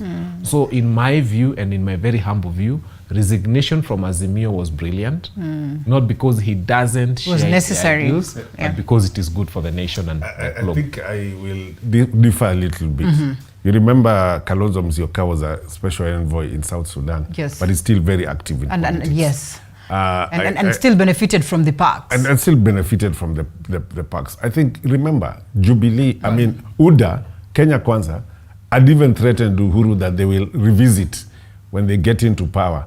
And I remember there was even a talk that they might even open investigation against him and even jail him to that extent. So I think let's be very clear about this. I think this job that President Uhuru is engaged in, there's no job description. I think it is not permanent. It is not what he intends to do till, I mean, Mandela was there, he mediated peace, and still, I think it is critical that the Uhuru Kenyatta remain as a focal person in the politics and transition of this country, because he's part and parcel of where we have reached. You see, people are blaming Uhuru for a lot of things in this country, then at the same time denying him an opportunity to explain, or even denying him an opportunity to be able to see that, no, listen, I spoke about this, I did this, because it's only 100 days since Ruto became president. But look, every podium, every forum they sit, they blame Uhuru Kenyatta for having ruined the economy, for having put the country where it is today, yet at the same time celebrating him because of what he's doing outside this country. I think whether it is uniting the country, it is also Uhuru's role as a former president to unite Kenyans. If Ruto cannot unite Kenyans and Gachagua and the likes of Ichungwa, then Uhuru Kenyatta has a very critical role to unite us, to bring both Raila and Uhuru and Ruto together. We cannot be celebrating the former president when he's going to DRC and Ethiopia, yet we know very well we are a divided country. We know we are very divided. Some people are talking about that, you know, some people don't feel like they are part of this country. Yet we should also give him the opportunity to participate in our politics. Yeah. But as I say, politics of good manners. Right. Not politics of what we normally call in this country politics of matusi and blackmail. But we need to be able to say, I'll give you an example. If today Uhuru calls a meeting, a dialogue between the opposition and the ruling Kenya Kwanza, will it be impressed? Yes. And will people consider that this is a statesman who is brought peace in some kind of semblance in DRC, and he can also bring some sanity in our politics? That's what we want to see, because the churches in this country have already failed. Yeah. They cannot, you see, we need to understand that even our churches in this country cannot unite Kenyans. The other day you will find that some churches are inclined to a certain political lining, others are in another side. So we need to allow Uhuru Kenyatta to be able to participate and not curtail his freedom to enjoy his benefits as a retired president. Okay. I think our friend is missing the mark. The I refer you to the same act. Yes. 6.1 says that a retired president shall not hold office in any political party for more than 6 months after ceasing to hold office as president. The law is clear, and it doesn't require us to debate and fight about it. But there, Just 1 second. I'm not talking about holding any political office. I'm talking about him playing a significant role outside a political formation. And so we're almost saying the same thing. What I was coming to is this. President Uhuru Kenyatta is bigger than Azimio, from whichever angle you look at it from. As a lawyer, I work in mediation and arbitration. And in mediation, there's something called good office. When Kofi Annan came here to bring peace in this country, he came to bring peace because he held a good office. He held a good name. And because of the name Kofi Annan and the title he held at the United Nations, people would listen to him. It like when there's a small conflict in this media house, for example, and God forbid that one arises, and they send just anyone to come and try to mediate that conflict, it may not be taken as seriously. But if someone who holds good office, someone with a good reputation, like the late Professor Wangari Maathai is resurrected and you're told she's coming to mediate your difference, the respect alone that you have for the good office causes you to want to come and sit, and not only sit, but sit in humility and listen and feel honored that a person who holds such a good office would come down to you and have that kind of conversation with you. So I think Uhuru Muigai Kenyatta is bigger than that. And as for the things that he's not been given a chance to explain, when you do good things, don't explain to people. When Mandela was president, there were violent upheavals that happened during his term in office. People forget that. People went to the streets. It is time that vindicates. When President Emilio Moi Kibaki left office, may he so rest in peace, watu walimdharau wakasema ni mwoga. In Kikuyu they said all sorts of things, and they said now, you know, we have a new president, Kamwana, Negaito, Uhuru, and they kind of rubbished Kibaki's.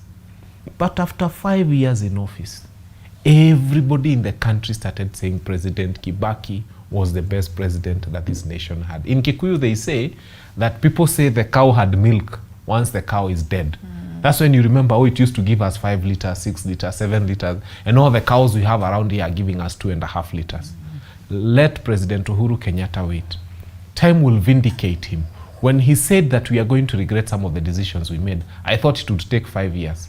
I mean, I'm going, mimi niko kwa ground, and I can tell you people are telling me very many different things. Very many people regret the decision that they've already made.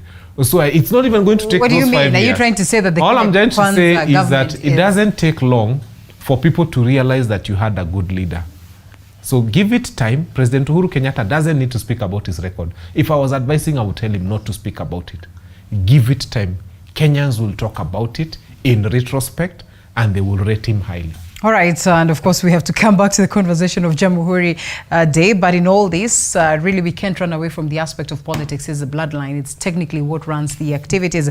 The reason why we are enjoying this aspect of self-rule is simply because we say that, you know, our republic was born and these were acts of politics. Engineer, can I add on something on that? In 2 minutes? Yes. Okay. Was it right for Uhuru to be the chair of Azimio? From the word I think that was because he was declared the chair not so, you know, yes, because long you see, ago. right now he was dragged into the Azimio politics, the opposition side of government, yet he was somebody who was leaving power, handing over to somebody else. We should have followed the tradition of Kibaki, where he did not take a partisan position and allowed whoever Kenyans choose to be president, he'll hand over power to that person and be able to provide counsel. So right now, Uhuru may not even have the authority to give counsel to UDA because already he showed his inclination to Azimio. Yeah. I think let us set a tradition where if you are handing over power, stay away from politics. You don't know what Kenyans will decide. So, and the Kenyans will still require you to provide advice and counsel to the new administration. Yeah. But having taken a partisan position weakens your authority to advise whoever comes into power. So I think we need to really look at that issue. Where even Ruto, when he's leaving 2032, can he avoid being dragged from any formation of the divide in terms of the politics we'll have in the country? All right, that's great. And some of us are watching and saying, can you tell the gentleman to help us do the math, whether we are, you know, at the 58th Jamhuri celebration or the 59th? It is the 59th celebration. You will tell us the why. first one was 1963. Yes. Will tell us why. Allow us to take a short break and then we'll come back to that.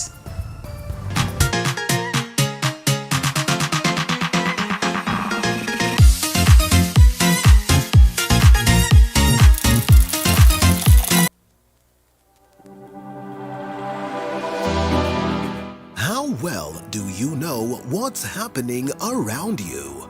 Morning Cafe with heated political debates. Baraza la Siasa. Hiyo kitu azungumzie, angalie hali ya maisha ya watu. Informative health discussions. Business, farming.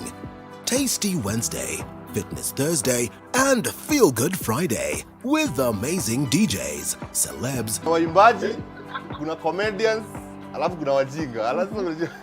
and music bands every Monday to Friday from 6 a.m. to 9 a.m.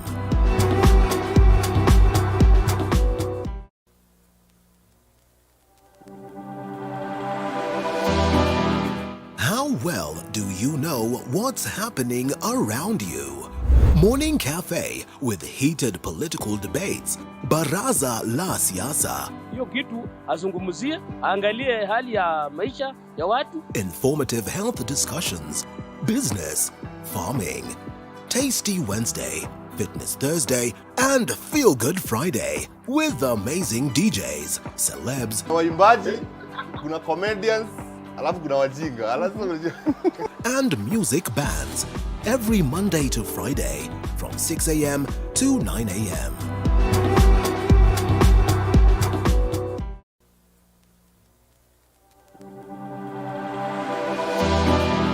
How well do you know what's happening around you? Morning Cafe with heated political debates. Baraza la Siasa. Hiyo kitu azungumzie, angalie hali ya maisha ya watu. Informative health discussions. Business, farming. Tasty Wednesday, Fitness Thursday, and Feel Good Friday with amazing DJs, celebs, waimbaji, kuna comedians, alafu kuna wajinga. and music bands every Monday to Friday from 6 a.m. to 9 a.m.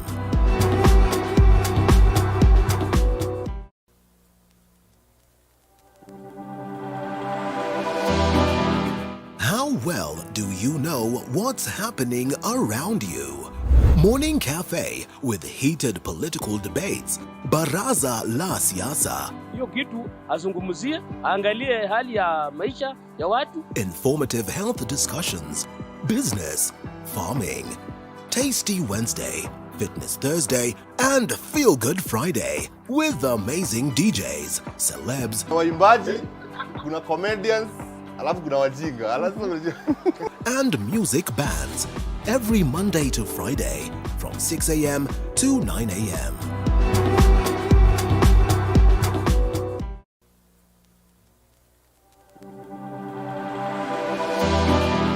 How well do you know what's happening around you? Morning Cafe with heated political debates. Baraza la Siasa. Hiyo kitu azungumzie, angalie hali ya maisha ya watu. Informative health discussions. business, farming. Tasty Wednesday, Fitness Thursday, and Feel Good Friday with amazing DJs, celebs, waimbaji, kuna comedians, alafu kuna wajinga. and music bands every Monday to Friday from 6 a.m. to 9 a.m.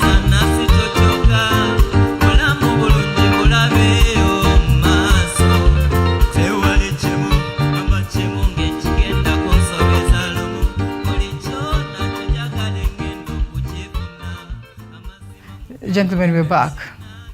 We are back. We are back. You know the conversation that we are having here. The confusion is real. But anyway, we will shelve that for a moment. And gentlemen, let's just allow ourselves to come back to this conversation of Jamhuri. I think we'll revive that conversation later. Also giving it as a trivia to the people who are watching us. You know, it's important that we have these conversations. You know, just what is Madaraka Day? What is Jamhuri Day? When was it, you know, that we got self-rule or internal self-rule? At what point do we say we are at in terms of the years and all that? But away from it, you mentioned something to do with this story that has been captured on the front page of the Daily Nation.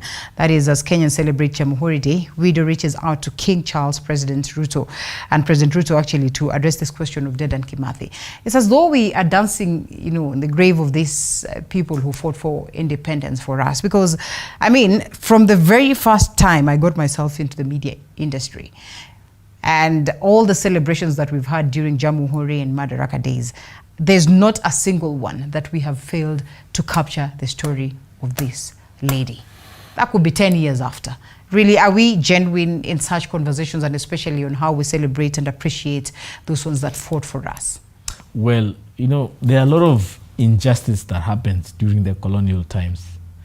And our relationship between us and the colonial masters still linger in terms of how we exercise our independence and sovereignty as a nation.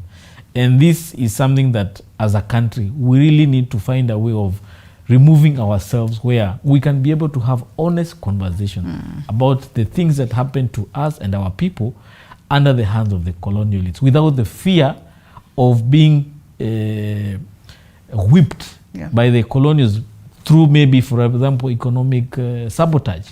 And I think this is something that every administration, since the Kibaki one and the Uhuru one, has struggled to really tell Kenyans what happened to the remains of Dedan Kimathi, as far as it implicates the conduct and behavior in terms of human rights of the British colonialists.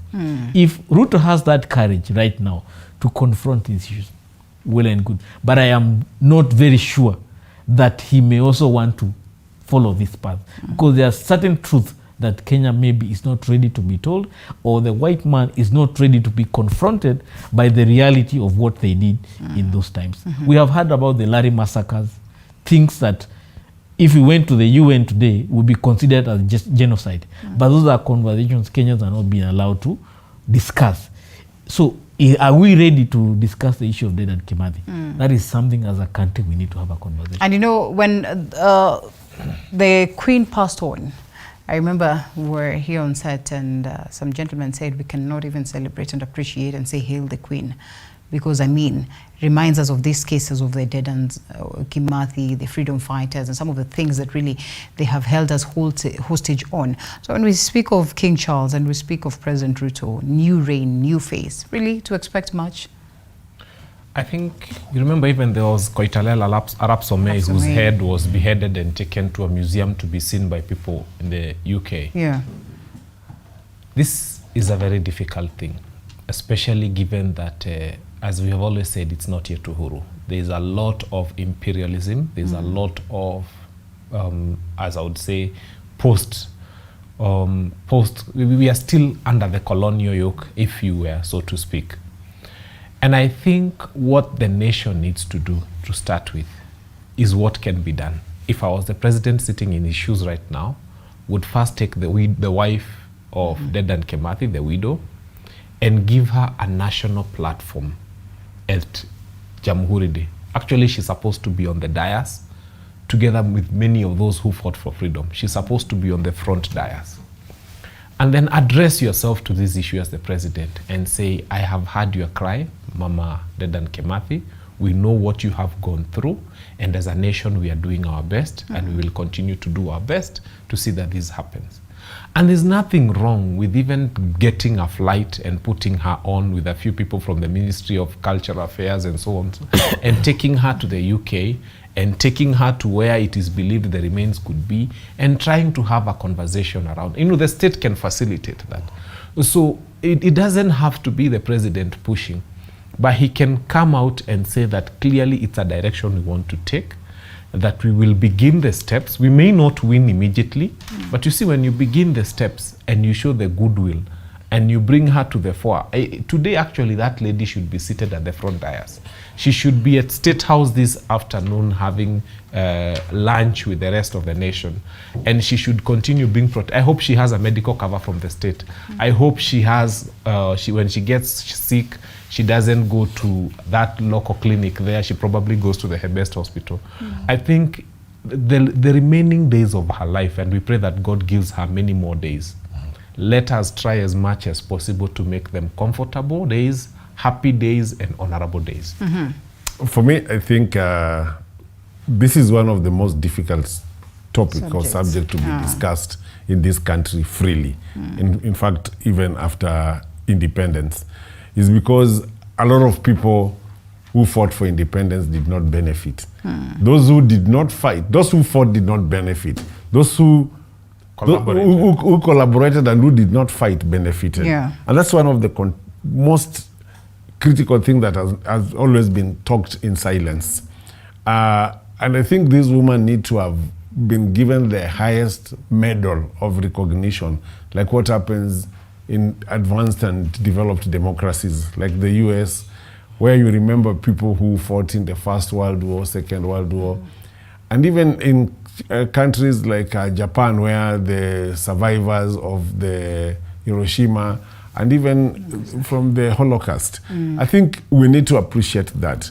But being a country that also we are actually under neocolonialism, where now we are experiencing colonialism by our own, it is difficult to celebrate even Jamhuri Day, because we have created a class society, a society of course, we talk about the dynasties, but we have not talked about the bourgeoisie, and we have not talked about the have and the have-nots, the rich and the poor, the gap between the rich and the poor. These are the critical things that we have not been addressing. So when we talk about independence, and we talk about where even somebody cannot even afford a piece of land where even to bury their loved ones, yet there are people in this country who own chunks and chunks and tracts of land. These are the emotive things that we don't address. Even at the time we are celebrating independence, we are celebrating independence when we have not addressed the three critical things that we are supposed to deal with, which was education, literacy, health, and poverty. We still have a huge number of people living below $1 in this country, about 58 or 59 years since independence. That is where we need to have a departure. And I will tell you is that we need to clean our politics. Tribalism is one of the greatest threats to democracy, the greatest threat to our unity as a country. We need to start addressing issues that are going to draw back our gains as a country, and not only all the time blaming the colonialists. In fact, somebody would ask, do you regret being colonized as Kenya? South Africa, which got independence way after Kenya, appear to have developed. Kenya, which got earlier, seemed to have lagged behind. And even as we speak today, I know there's a case that was in the British court about reparation. Some of them are, why should they go there? And we in our country, we don't want to appreciate them. We don't want even to.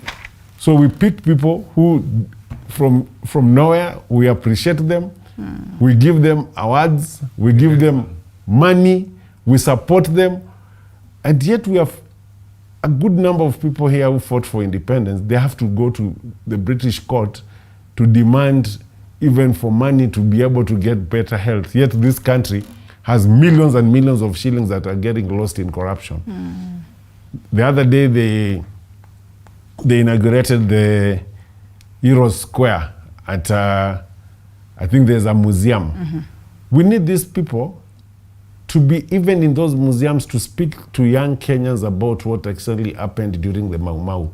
Not to pick a young executive dressed in an Italian suit being told to come there and speak about Mau Mau, and he was not even there. So we think we need to open opportunities where when I go to this museum, I'll find some of our heroes who fought for freedom, and we will be able to interact and even hear their story first-hand account.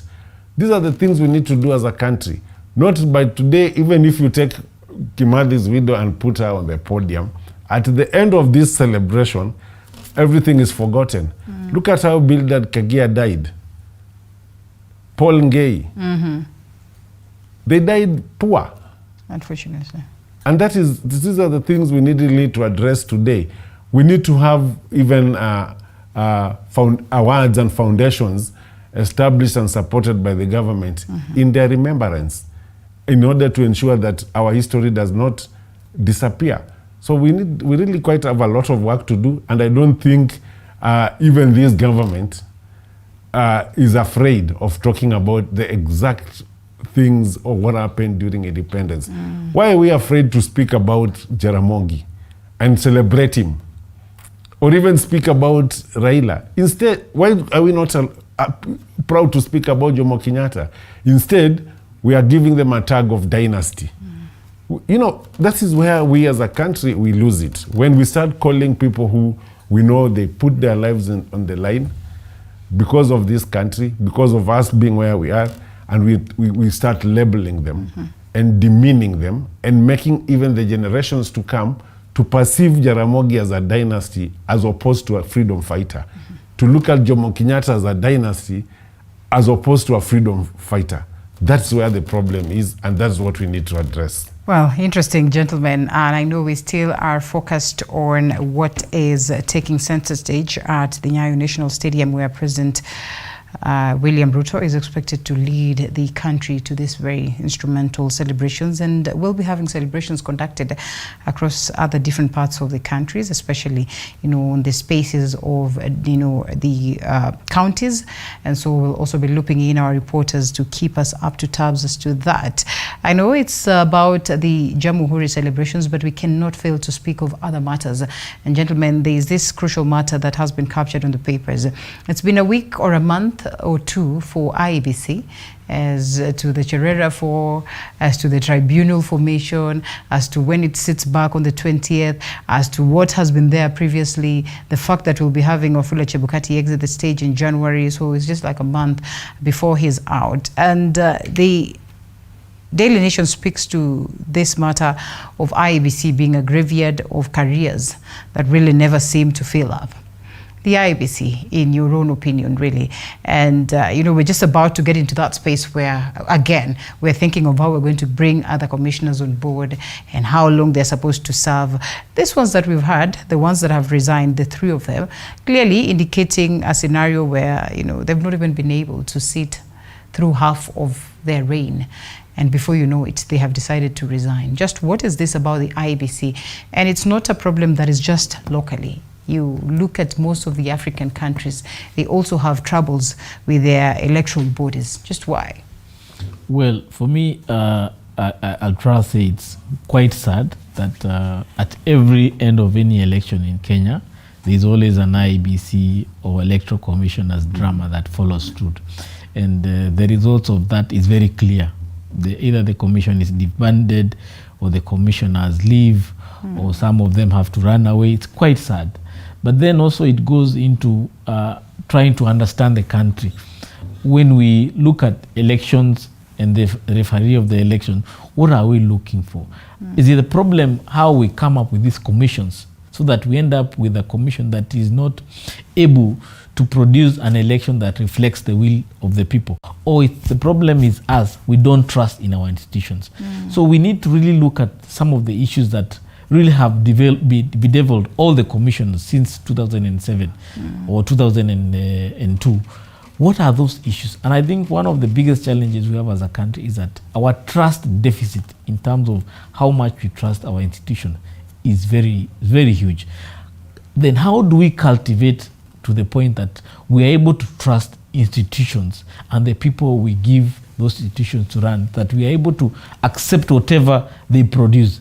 I think that's one of the challenges we have as a country. Whether we look at IBC, or the judiciary, or EACC, on all these independent organs of government, that we are not able to trust them at whatever point they make a decision that is supposed to be a decision that is able to unite the country.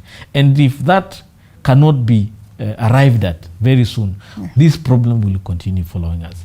So I just hope and pray that beyond this drama of getting new commissioners, getting the Cherera out and getting a replacement of Jibukati, can we also come up with a framework where the IBC of the future is an IBC that every Kenyan can trust, whether they're in government or they are not. But as long as we're not able to achieve that, we'll still have this problem come 2027 and 2032.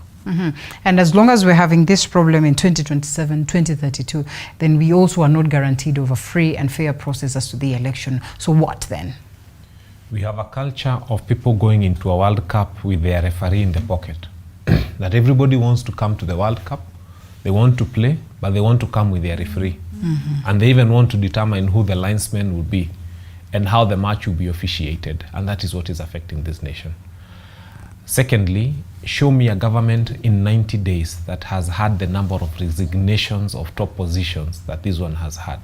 It is so fantastic that people are opting to resign from top positions that I have never seen such a huge number of people resigning in the past. Is it that they're excited to resign? Is it that they are forced to resign? Is it that they are enticed to resign?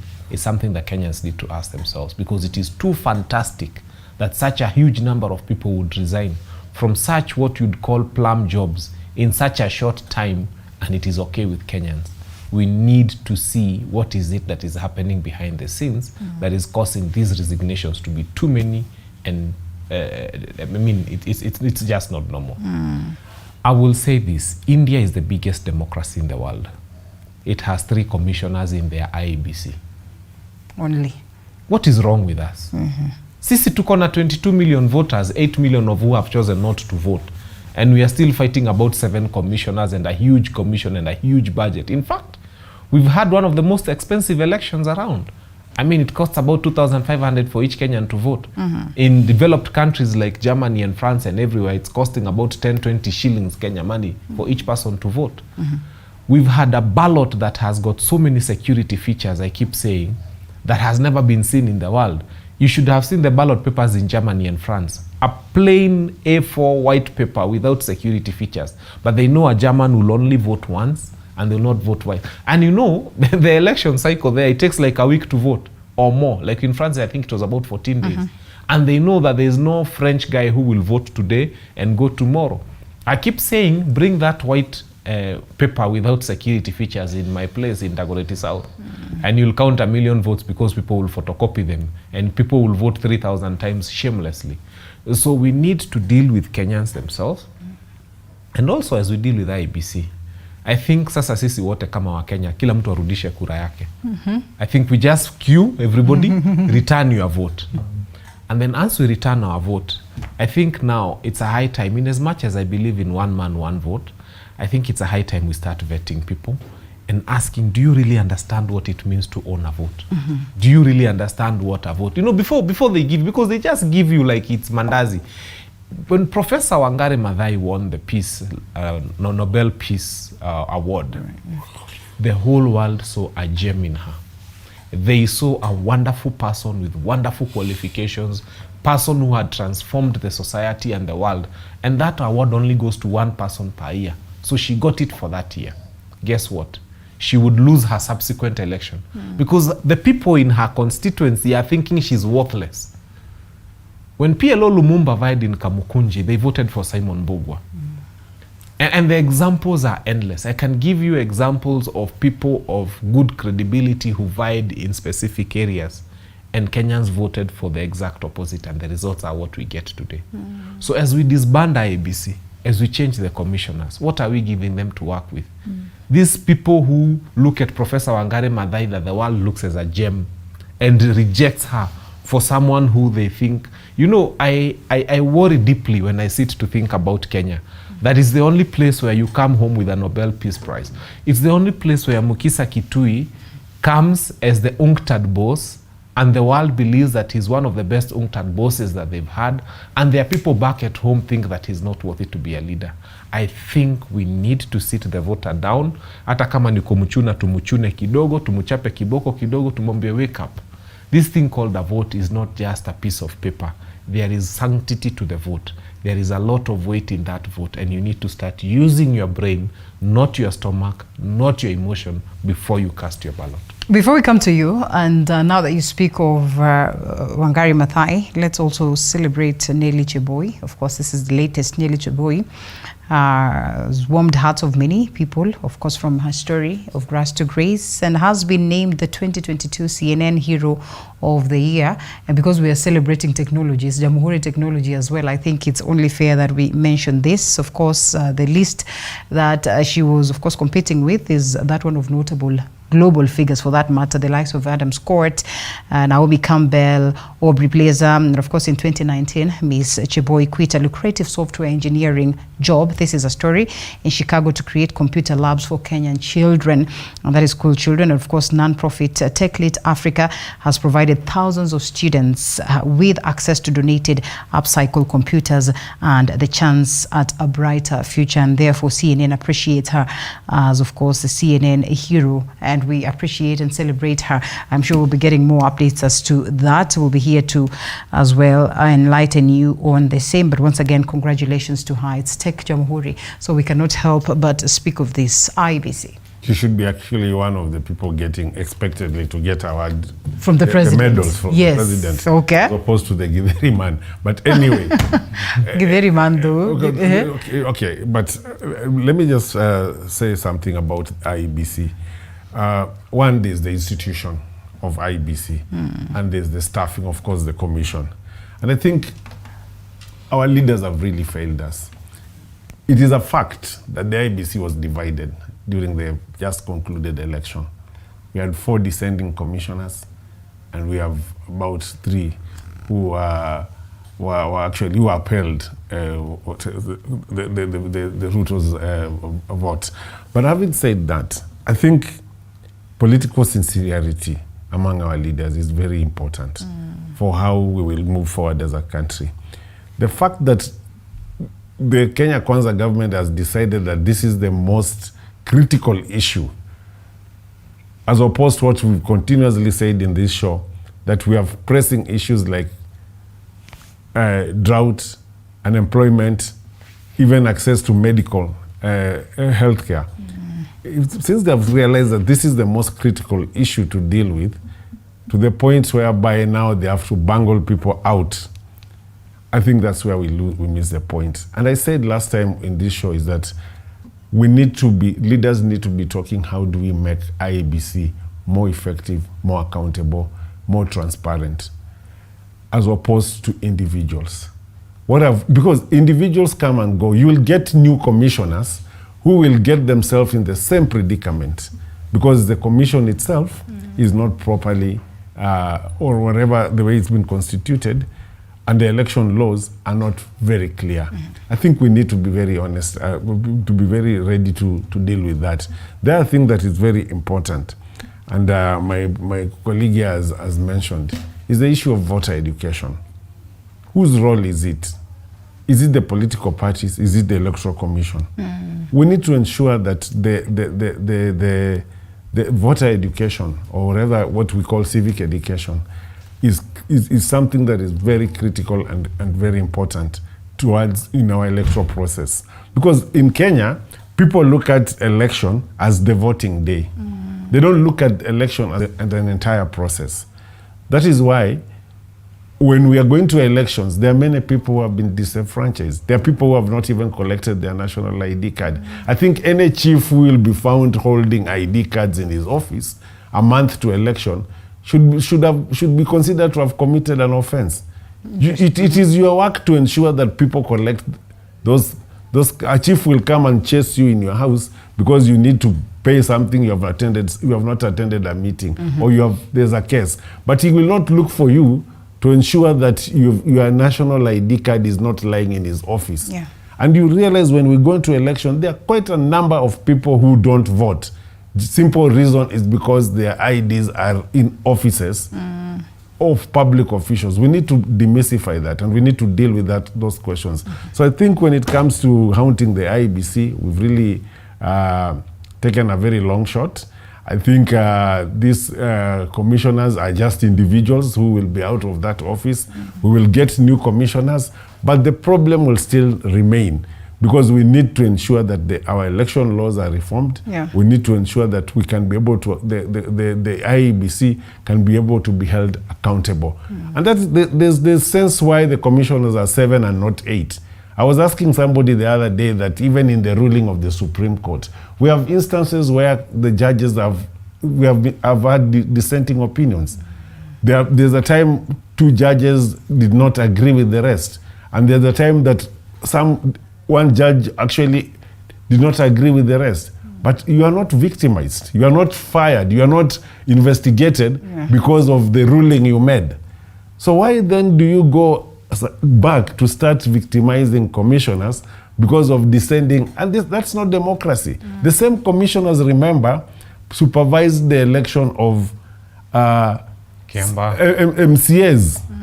MPs. Even the same MPs sitting there were elected under the same commission, under the same commissioners, and they did not see any problem in their election. And then if you really think that these commissioners were not good enough, then even your election itself has a problem. Be questioned. Yeah, this is the sincerity that we don't have with our politicians. Well, interesting. Gentlemen, it's exactly 30 minutes past 9 a.m.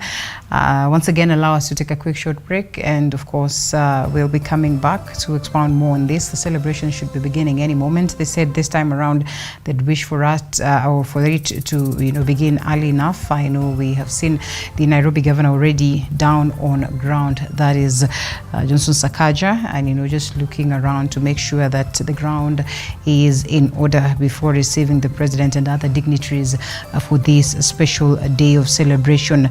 And we take that short break. We come back with more.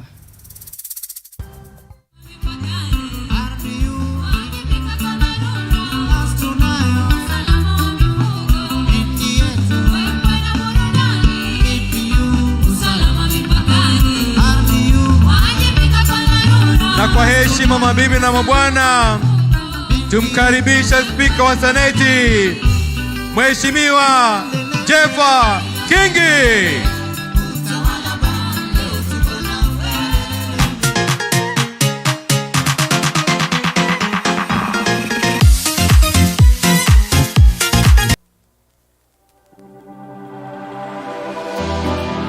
How well do you know what's happening around you? Morning Cafe with heated political debates. Baraza la Siasa. Hiyo kitu azungumzie, angalie hali ya maisha ya watu. Informative health discussions. Business, farming. Tasty Wednesday, Fitness Thursday, and Feel Good Friday with amazing DJs, celebs, waimbaji, kuna comedians, alafu kuna wajinga. and music bands every Monday to Friday from 6 a.m. to 9 a.m.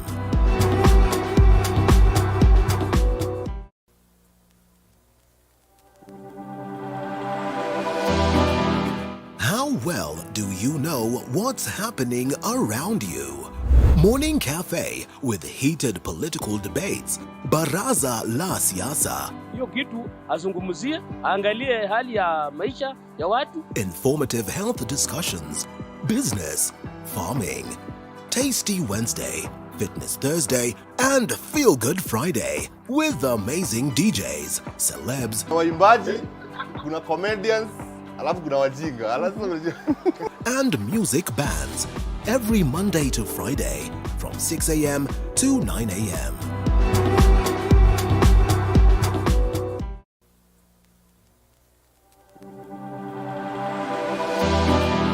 How well do you know what's happening around you? Morning Cafe with heated political debates. Baraza la Siasa. Hiyo kitu azungumzie, aangalie hali ya maisha ya watu. Informative health discussions. Business, farming. Tasty Wednesday, Fitness Thursday, and Feel Good Friday with amazing DJs, celebs, waimbaji, kuna comedians, alafu kuna wajinga. and music bands every Monday to Friday from 6 a.m. to 9 a.m.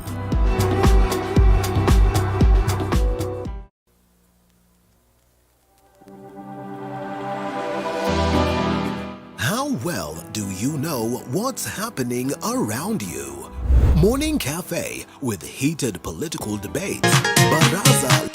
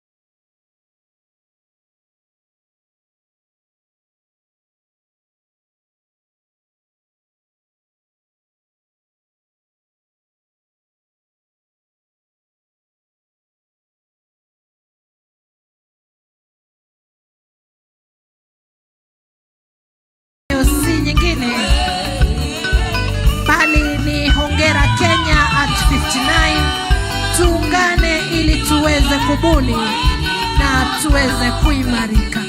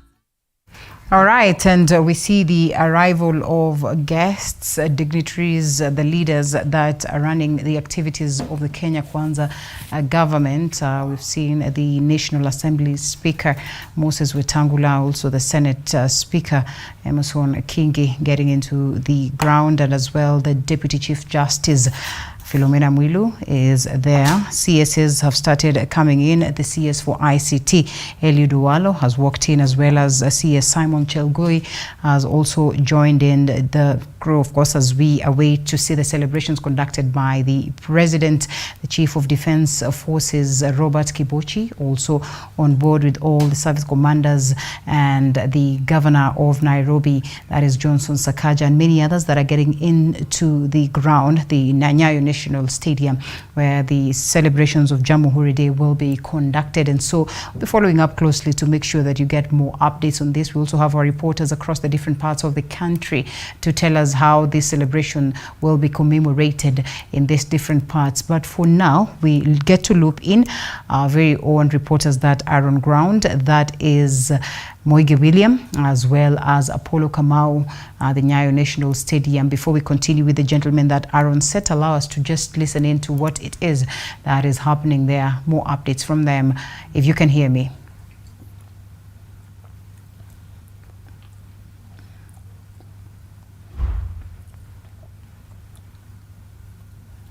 Allow us to fix that, and once we get a hold of the two gentlemen, then we'll be crossing over to the Nyayo National Stadium for this. And so back to studio, we have Evans, we have Ben, as well as Crispus, engineer, as we have a very candid conversation as to just what revolves around the Jamhuri Day celebration, but most importantly, what is playing out in the country. We've spoken about the IEBC, we've spoken about the exit of President Uhuru Kenyatta as the Azimio chairperson, and we're still looking at some of the faces that we need to celebrate, including the lady that is the widow of Kimathi, Dedan Kimathi, who was amongst the freedom fighters in the country. Very important conversations that revolve around this. And 90 days into it, and the first celebration for President William Ruto.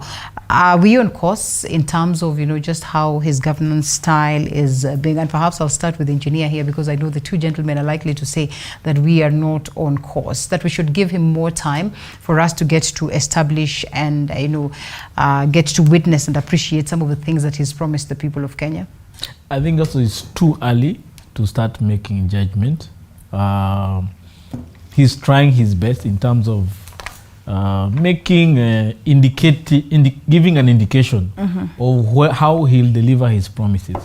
There are mistakes here and there. I mean, we saw the issue of GMO being mishandled, the issue of importation of food being mishandled, but it's too early to start judging. But what I'll tell the Ruto administration, the window is closing very soon in terms of that optimism Kenyans have over this administration. Come February, come March, people will now demand for tangible results from this administration. By June, it will be too late to start saying we inherited a government which has no money, all these other issues. At that point, Kenyans will want to see things on the ground happening, things shifting. So right now, he's just at the edge of getting the last bit of the room or tolerance Kenyans have for whatever excuse they may have. But come next year, Kenyans will now start looking forward to real results coming forward. So the window is closely shutting, and Kenyans and the administration need to realize that it is now time for the reality to hit on the ground, that Kenyans want to find feedback for their work. All right, we hit them so hard and so early, and that's, like engineer says, sometime now in June, we will not be entertaining this talk of, oh, we inherited a government that was bankrupt, or we are coming in at a space where really we haven't gotten it in order, and here we are. But Kenyans in June will be expecting results, and sometimes I wonder, is it that we ask for too much? Because I mean, if the government has just gotten into power, how can you say that, well, it's your 100 days and we've not seen this and that? I think there are two things I'd want to say. The first one is, when you sit under a mango tree and expect oranges to fall, something is wrong with you. I don't know why there was a hurry to appoint people into government who have got so many cases. I remember one minister who said he has a litany of cases, 35 in number. And there is another 6.9 or 7 million people who voted for this government who did not have a litany of cases and had very good qualifications to run government. So I am afraid that some of those people that the president picked may become his downfall. Because if they have acquired these many cases along the way, they will acquire more. And if they've had integrity issues, I don't think they have become saved overnight. They might become his downfall. And I wish at the point when he was appointing his cabinet, he was advised and told, urafiki ni tofauti. Just be hard, know what you want to achieve. And people who have shown that they usually produce mangoes will not provide oranges when you need them to give oranges. They'll give the mangoes that they've always given in the past. So maybe there was that mistake in appointment of the cabinet and the PSS, because he would have tried to appoint people with an extremely good track record so that they bring the same fruits into his government. All the same, having said that, we wish him well. Secondly, I would like to say that where we are right now as a nation is a place where there are so many people to whom the government is indebted. If I was in President Ruto's government, I would say, let us just pay the suppliers. I'm telling you, it's about 500 billion worth of money that has not been paid to suppliers. If these suppliers were paid, the amount of money moving around in this economy, you would think that there's a magic that has happened. Even if they paid them 50%, and there's 250 billion moving around this country. Just try to curb how we take that money out so that we don't import so much, but it is spent within our borders. If we poured that money into suppliers, people would think that Ruto is a political genius and he has done magic, because they will feel the effect of, let me tell you, if 500 billion is poured into this economy, just paying suppliers, you know that supplier needed a mattress, another one needed a new car, another one needed this and this. They just start spending their money into this economy. And I can tell you, if Linda, someone was to spend 50,000 and send to your phone right now, probably by evening, 5 of that 50,000 will be somewhere in Kakamega. That's how magically money moves from M-Pesa and all those other transfer modes. So I think critically, to save this nation from where it looks like it's an imminent collapse, just pay suppliers and watch the magic happen. All right, interesting. Wafula, before we listen to you, allow us to shift gears to the other side of town, or if not the other side of town, is the other side of the country. Kisii County, Alfayo Kombo on standby so that he can as well tell us how the people of Kisii intend to conduct these celebrations. Alfayo, if you can hear me.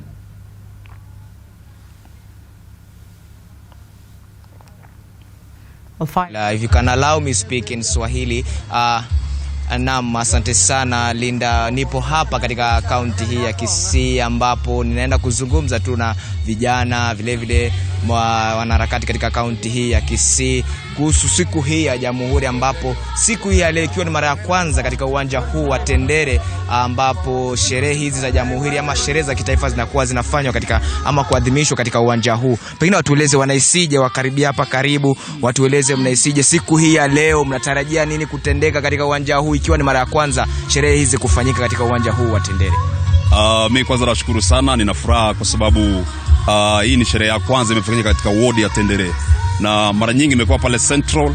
So mimi nashukuru gavana wetu kwa kuona ni vizuri ailete hapa karibu, ndiposa wananchi wote waweze kuhudhuria, maana ni mkutano wa kuonyesha kwamba Wakenya sisi tupate uhuru wetu, tunaendelea vizuri na kuona the milestone we are making as a nation.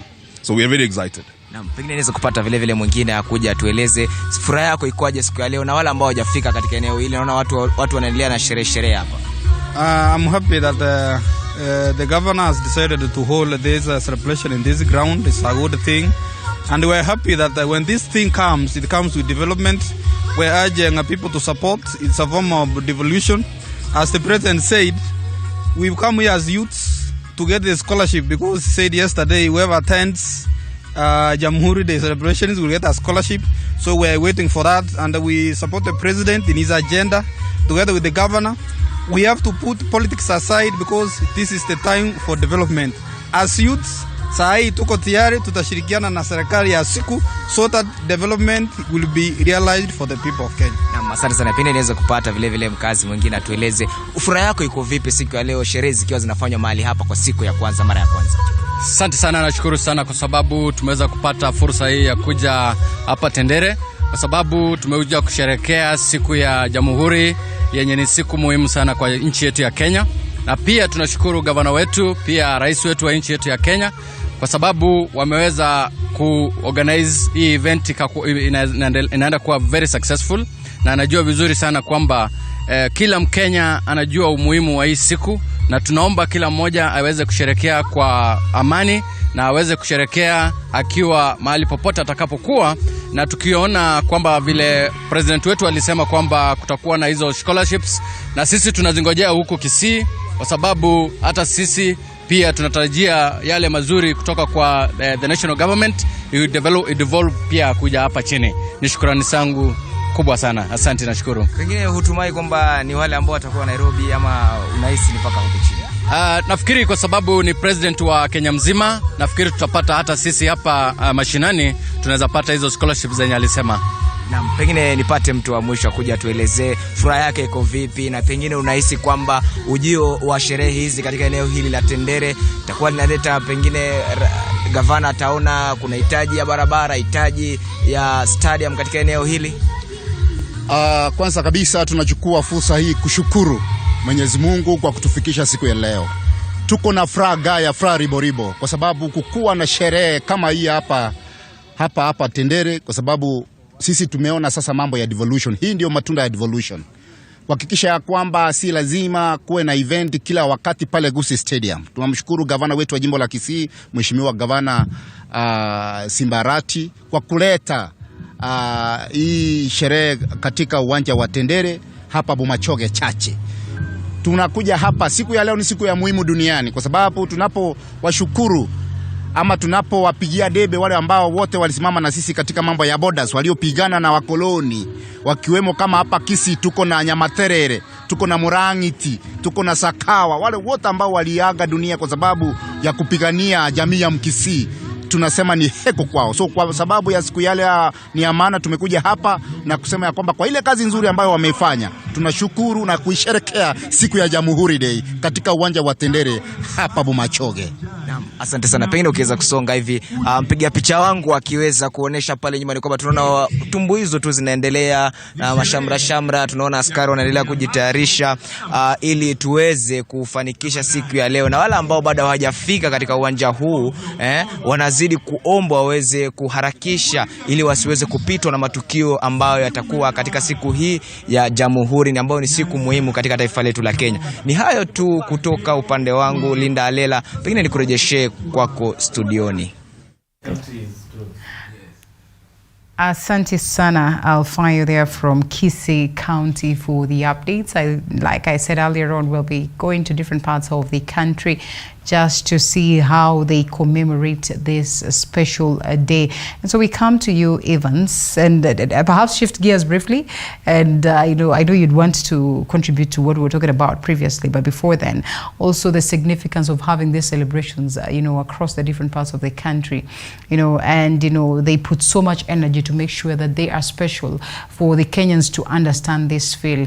I would love to know whether then such is being felt, the theme being technology and all that, whether such is also being felt at this level of the counties, and how instrumental then it would be for them as well. If they're going to benefit the students who are within Nairobi by getting into the stadium, perhaps it should be fair that even those ones that are in different counties of the country. And at the onset, we were actually asking ourselves that question, whether the theme makes any sense to other parts of this country. Look at, for example, that's the setup at Kisii, where I'm not very sure whether a lot of people there even embraces technology. Although they're talking about youth, even the people we have seen there, I would highly doubt whether that's the issue. But also, there was also the issue of the scholarship. You've seen the president promised scholarship. Now you see across the country, people are lining up because they have been told that when you attend the celebrations, you will likely get a scholarship. But having said that, I think just coming from the other question that you had asked my colleagues, I think Jubilee, UDA, Kenya Kwanza government, as my colleague said, the window is closing. There are very critical issues that they need to have tackled or shown some indication that they are serious in dealing with, especially issues of corruption. And these issues of corruption would have been tackled from the onset, when we see a lot of people who are now, even in the Jubilee government itself, in the cabinet, most of them have been tainted, and they have Kenya Kwanza. Don't spoil our party. I'm talking about our party. I'm actually just to correct, in Kenya Kwanza, and seeing what the DPP is doing, and trying to, even today I've seen there are other many cases, and these are corruption cases, where he's trying to excuse most of these cases and letting people go scot-free just because somebody is going to be named in a cabinet position or in a position in government. That is a very wrong sign. Issues of employment, we need to see the government to have actually tried to do something to address the question of unemployment and to ensure that the youth especially are able to get opportunities. And the economy, something to do with improving the economy. But then what have they focused? We said priorities are not, their priorities are wrong. They're spending a lot of time fighting IEBC. They're spending a lot of time talking about Raila, fighting about the opposition, yet they're in power. Actually, they're the ones in government. So we needed to see the so-called 100-day magic days, to see something that the president have tried to do so that he can be able to give people hope. Look at the question of drought. One day they say that they're going to introduce a pay bill number for Kenyans to contribute. The following day, they say they have 50 billion that they're able to give anybody. Yet we have a critical things that we need to address. How would you give loan to somebody who is hungry? So we would have actually said, okay, fine, I had a plan to give you a hustler fund, but now we have a critical, we are confronted with a very critical issue of drought, and we are going to deal with drought before we deal with hustler fund. So you're telling Kenyans that contribute towards drought. At the same time, you're telling them, I have so much money that I can give you. And I don't know why. It doesn't, for me, these are where the problem is and where the priorities are wrong. So I think at this point in time, as we celebrate Jamhuri Day, I think after Christmas, look, many Kenyans are going for Christmas hungry, without food. Some of them might not even celebrate this Christmas because they have nothing to celebrate about. But being a president who I've always told people that he'll give them hope, I hope that beginning next year, some of these things they will address. Will be a game of the past. You want to say something briefly so that we can cross over to the other side and listen Linda, to... my name is Fanyamambo Kinuthia, and you realize I never present a problem without thinking of a solution. And if I was advising the Kenya Kwanza government here, I would tell them, before you even go into spending anything, did you know that by just banning the bulk of what we do not need to import in this country would have created thousands of jobs? Can I take it from you briefly, and then come back to that solution? So Mwege William and our very own Polo Kamau on standby so they can update us on what really is happening. I guess the president should be in any moment from now. We've seen the DP and also the Prime Cabinet Secretary. So let's listen into what the gentlemen have to say.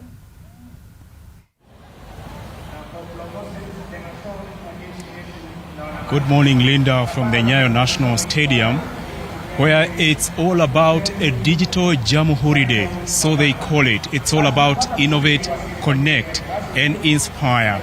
We are here for the Kenya Kwanza first Jamhuri Day and the 59th for the nation. My name is Apollo Kamau. Well, thank you, Apollo. And as we speak, the president himself, that is William Ruto, we can see any moment from now he will be making his way into the stadium.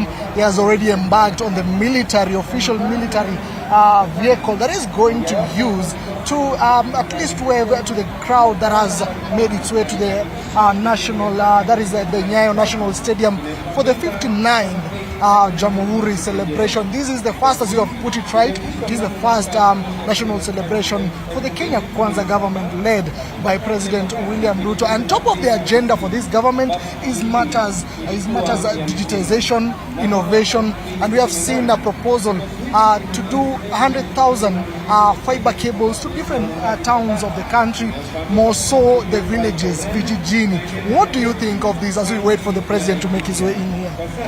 Well, of course, Mwige, when we came here this morning, all the signs that the digital agenda is high today and on this government's agenda was portrayed best by young people here. They had T-shirts written with the words bearers of the digital promise. There are quite a number in the stadium. But before we delve into that digital issue quickly, as our viewers can see what's happening on the ground, the parade is ready for inspection. The president is about to arrive. That is the Kenya Army, the Kenya Navy, and the Kenya Air Force. And the announcement there goes, President William Ruto, being exactly 3 or 4 minutes to 10 o'clock. Yes. President William Ruto is coming in, ready for the celebration. And it's very unique. We are not used to this kind of the president keeping time, comparing President William Ruto and his predecessor Uhuru Kenyatta. Quite interesting. I'm sure today you are looking forward and eager to see the attire President Ruto will be in. But I've seen he's in a suit. What were you expecting maybe from the previous regime? We have seen the former President Uhuru Kenyatta donning in the Kenya Army uniform, military uniform. Did you expect the same from Dr. William Ruto? Well, of course, today being Jamhuri Day, we always have trooping of the colors. It always happens on this special event. And as you can hear, the president is coming in. So what is going to happen when he comes in? Yes.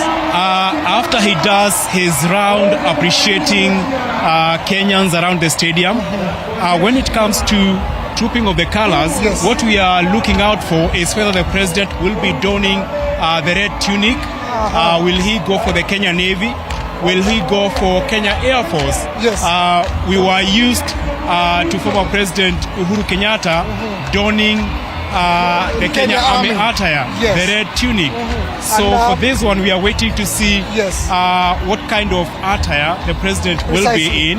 And as you can hear, the crowd here is up, cheering the president as he makes his round in the stadium, appreciating cheers before the ceremony can begin. And of course, there is a lot today. There is a lot. First, remember the 100 days. They are coming to an end this week. And also we'll be expecting from especially the speech from the president himself. Apart from the 100 days, close to the 100 days mark, we also will be keen to listen on some of the achievements the Kenya Kwanza government has done so far, and most importantly, we also keen to hear from him on matters, the constitutional affairs that he mentioned earlier, and also the politics of the day. But for now, I think, Apollo, let's listen into the famous song Kenya Nchi Yangu as the president waves to the crowd.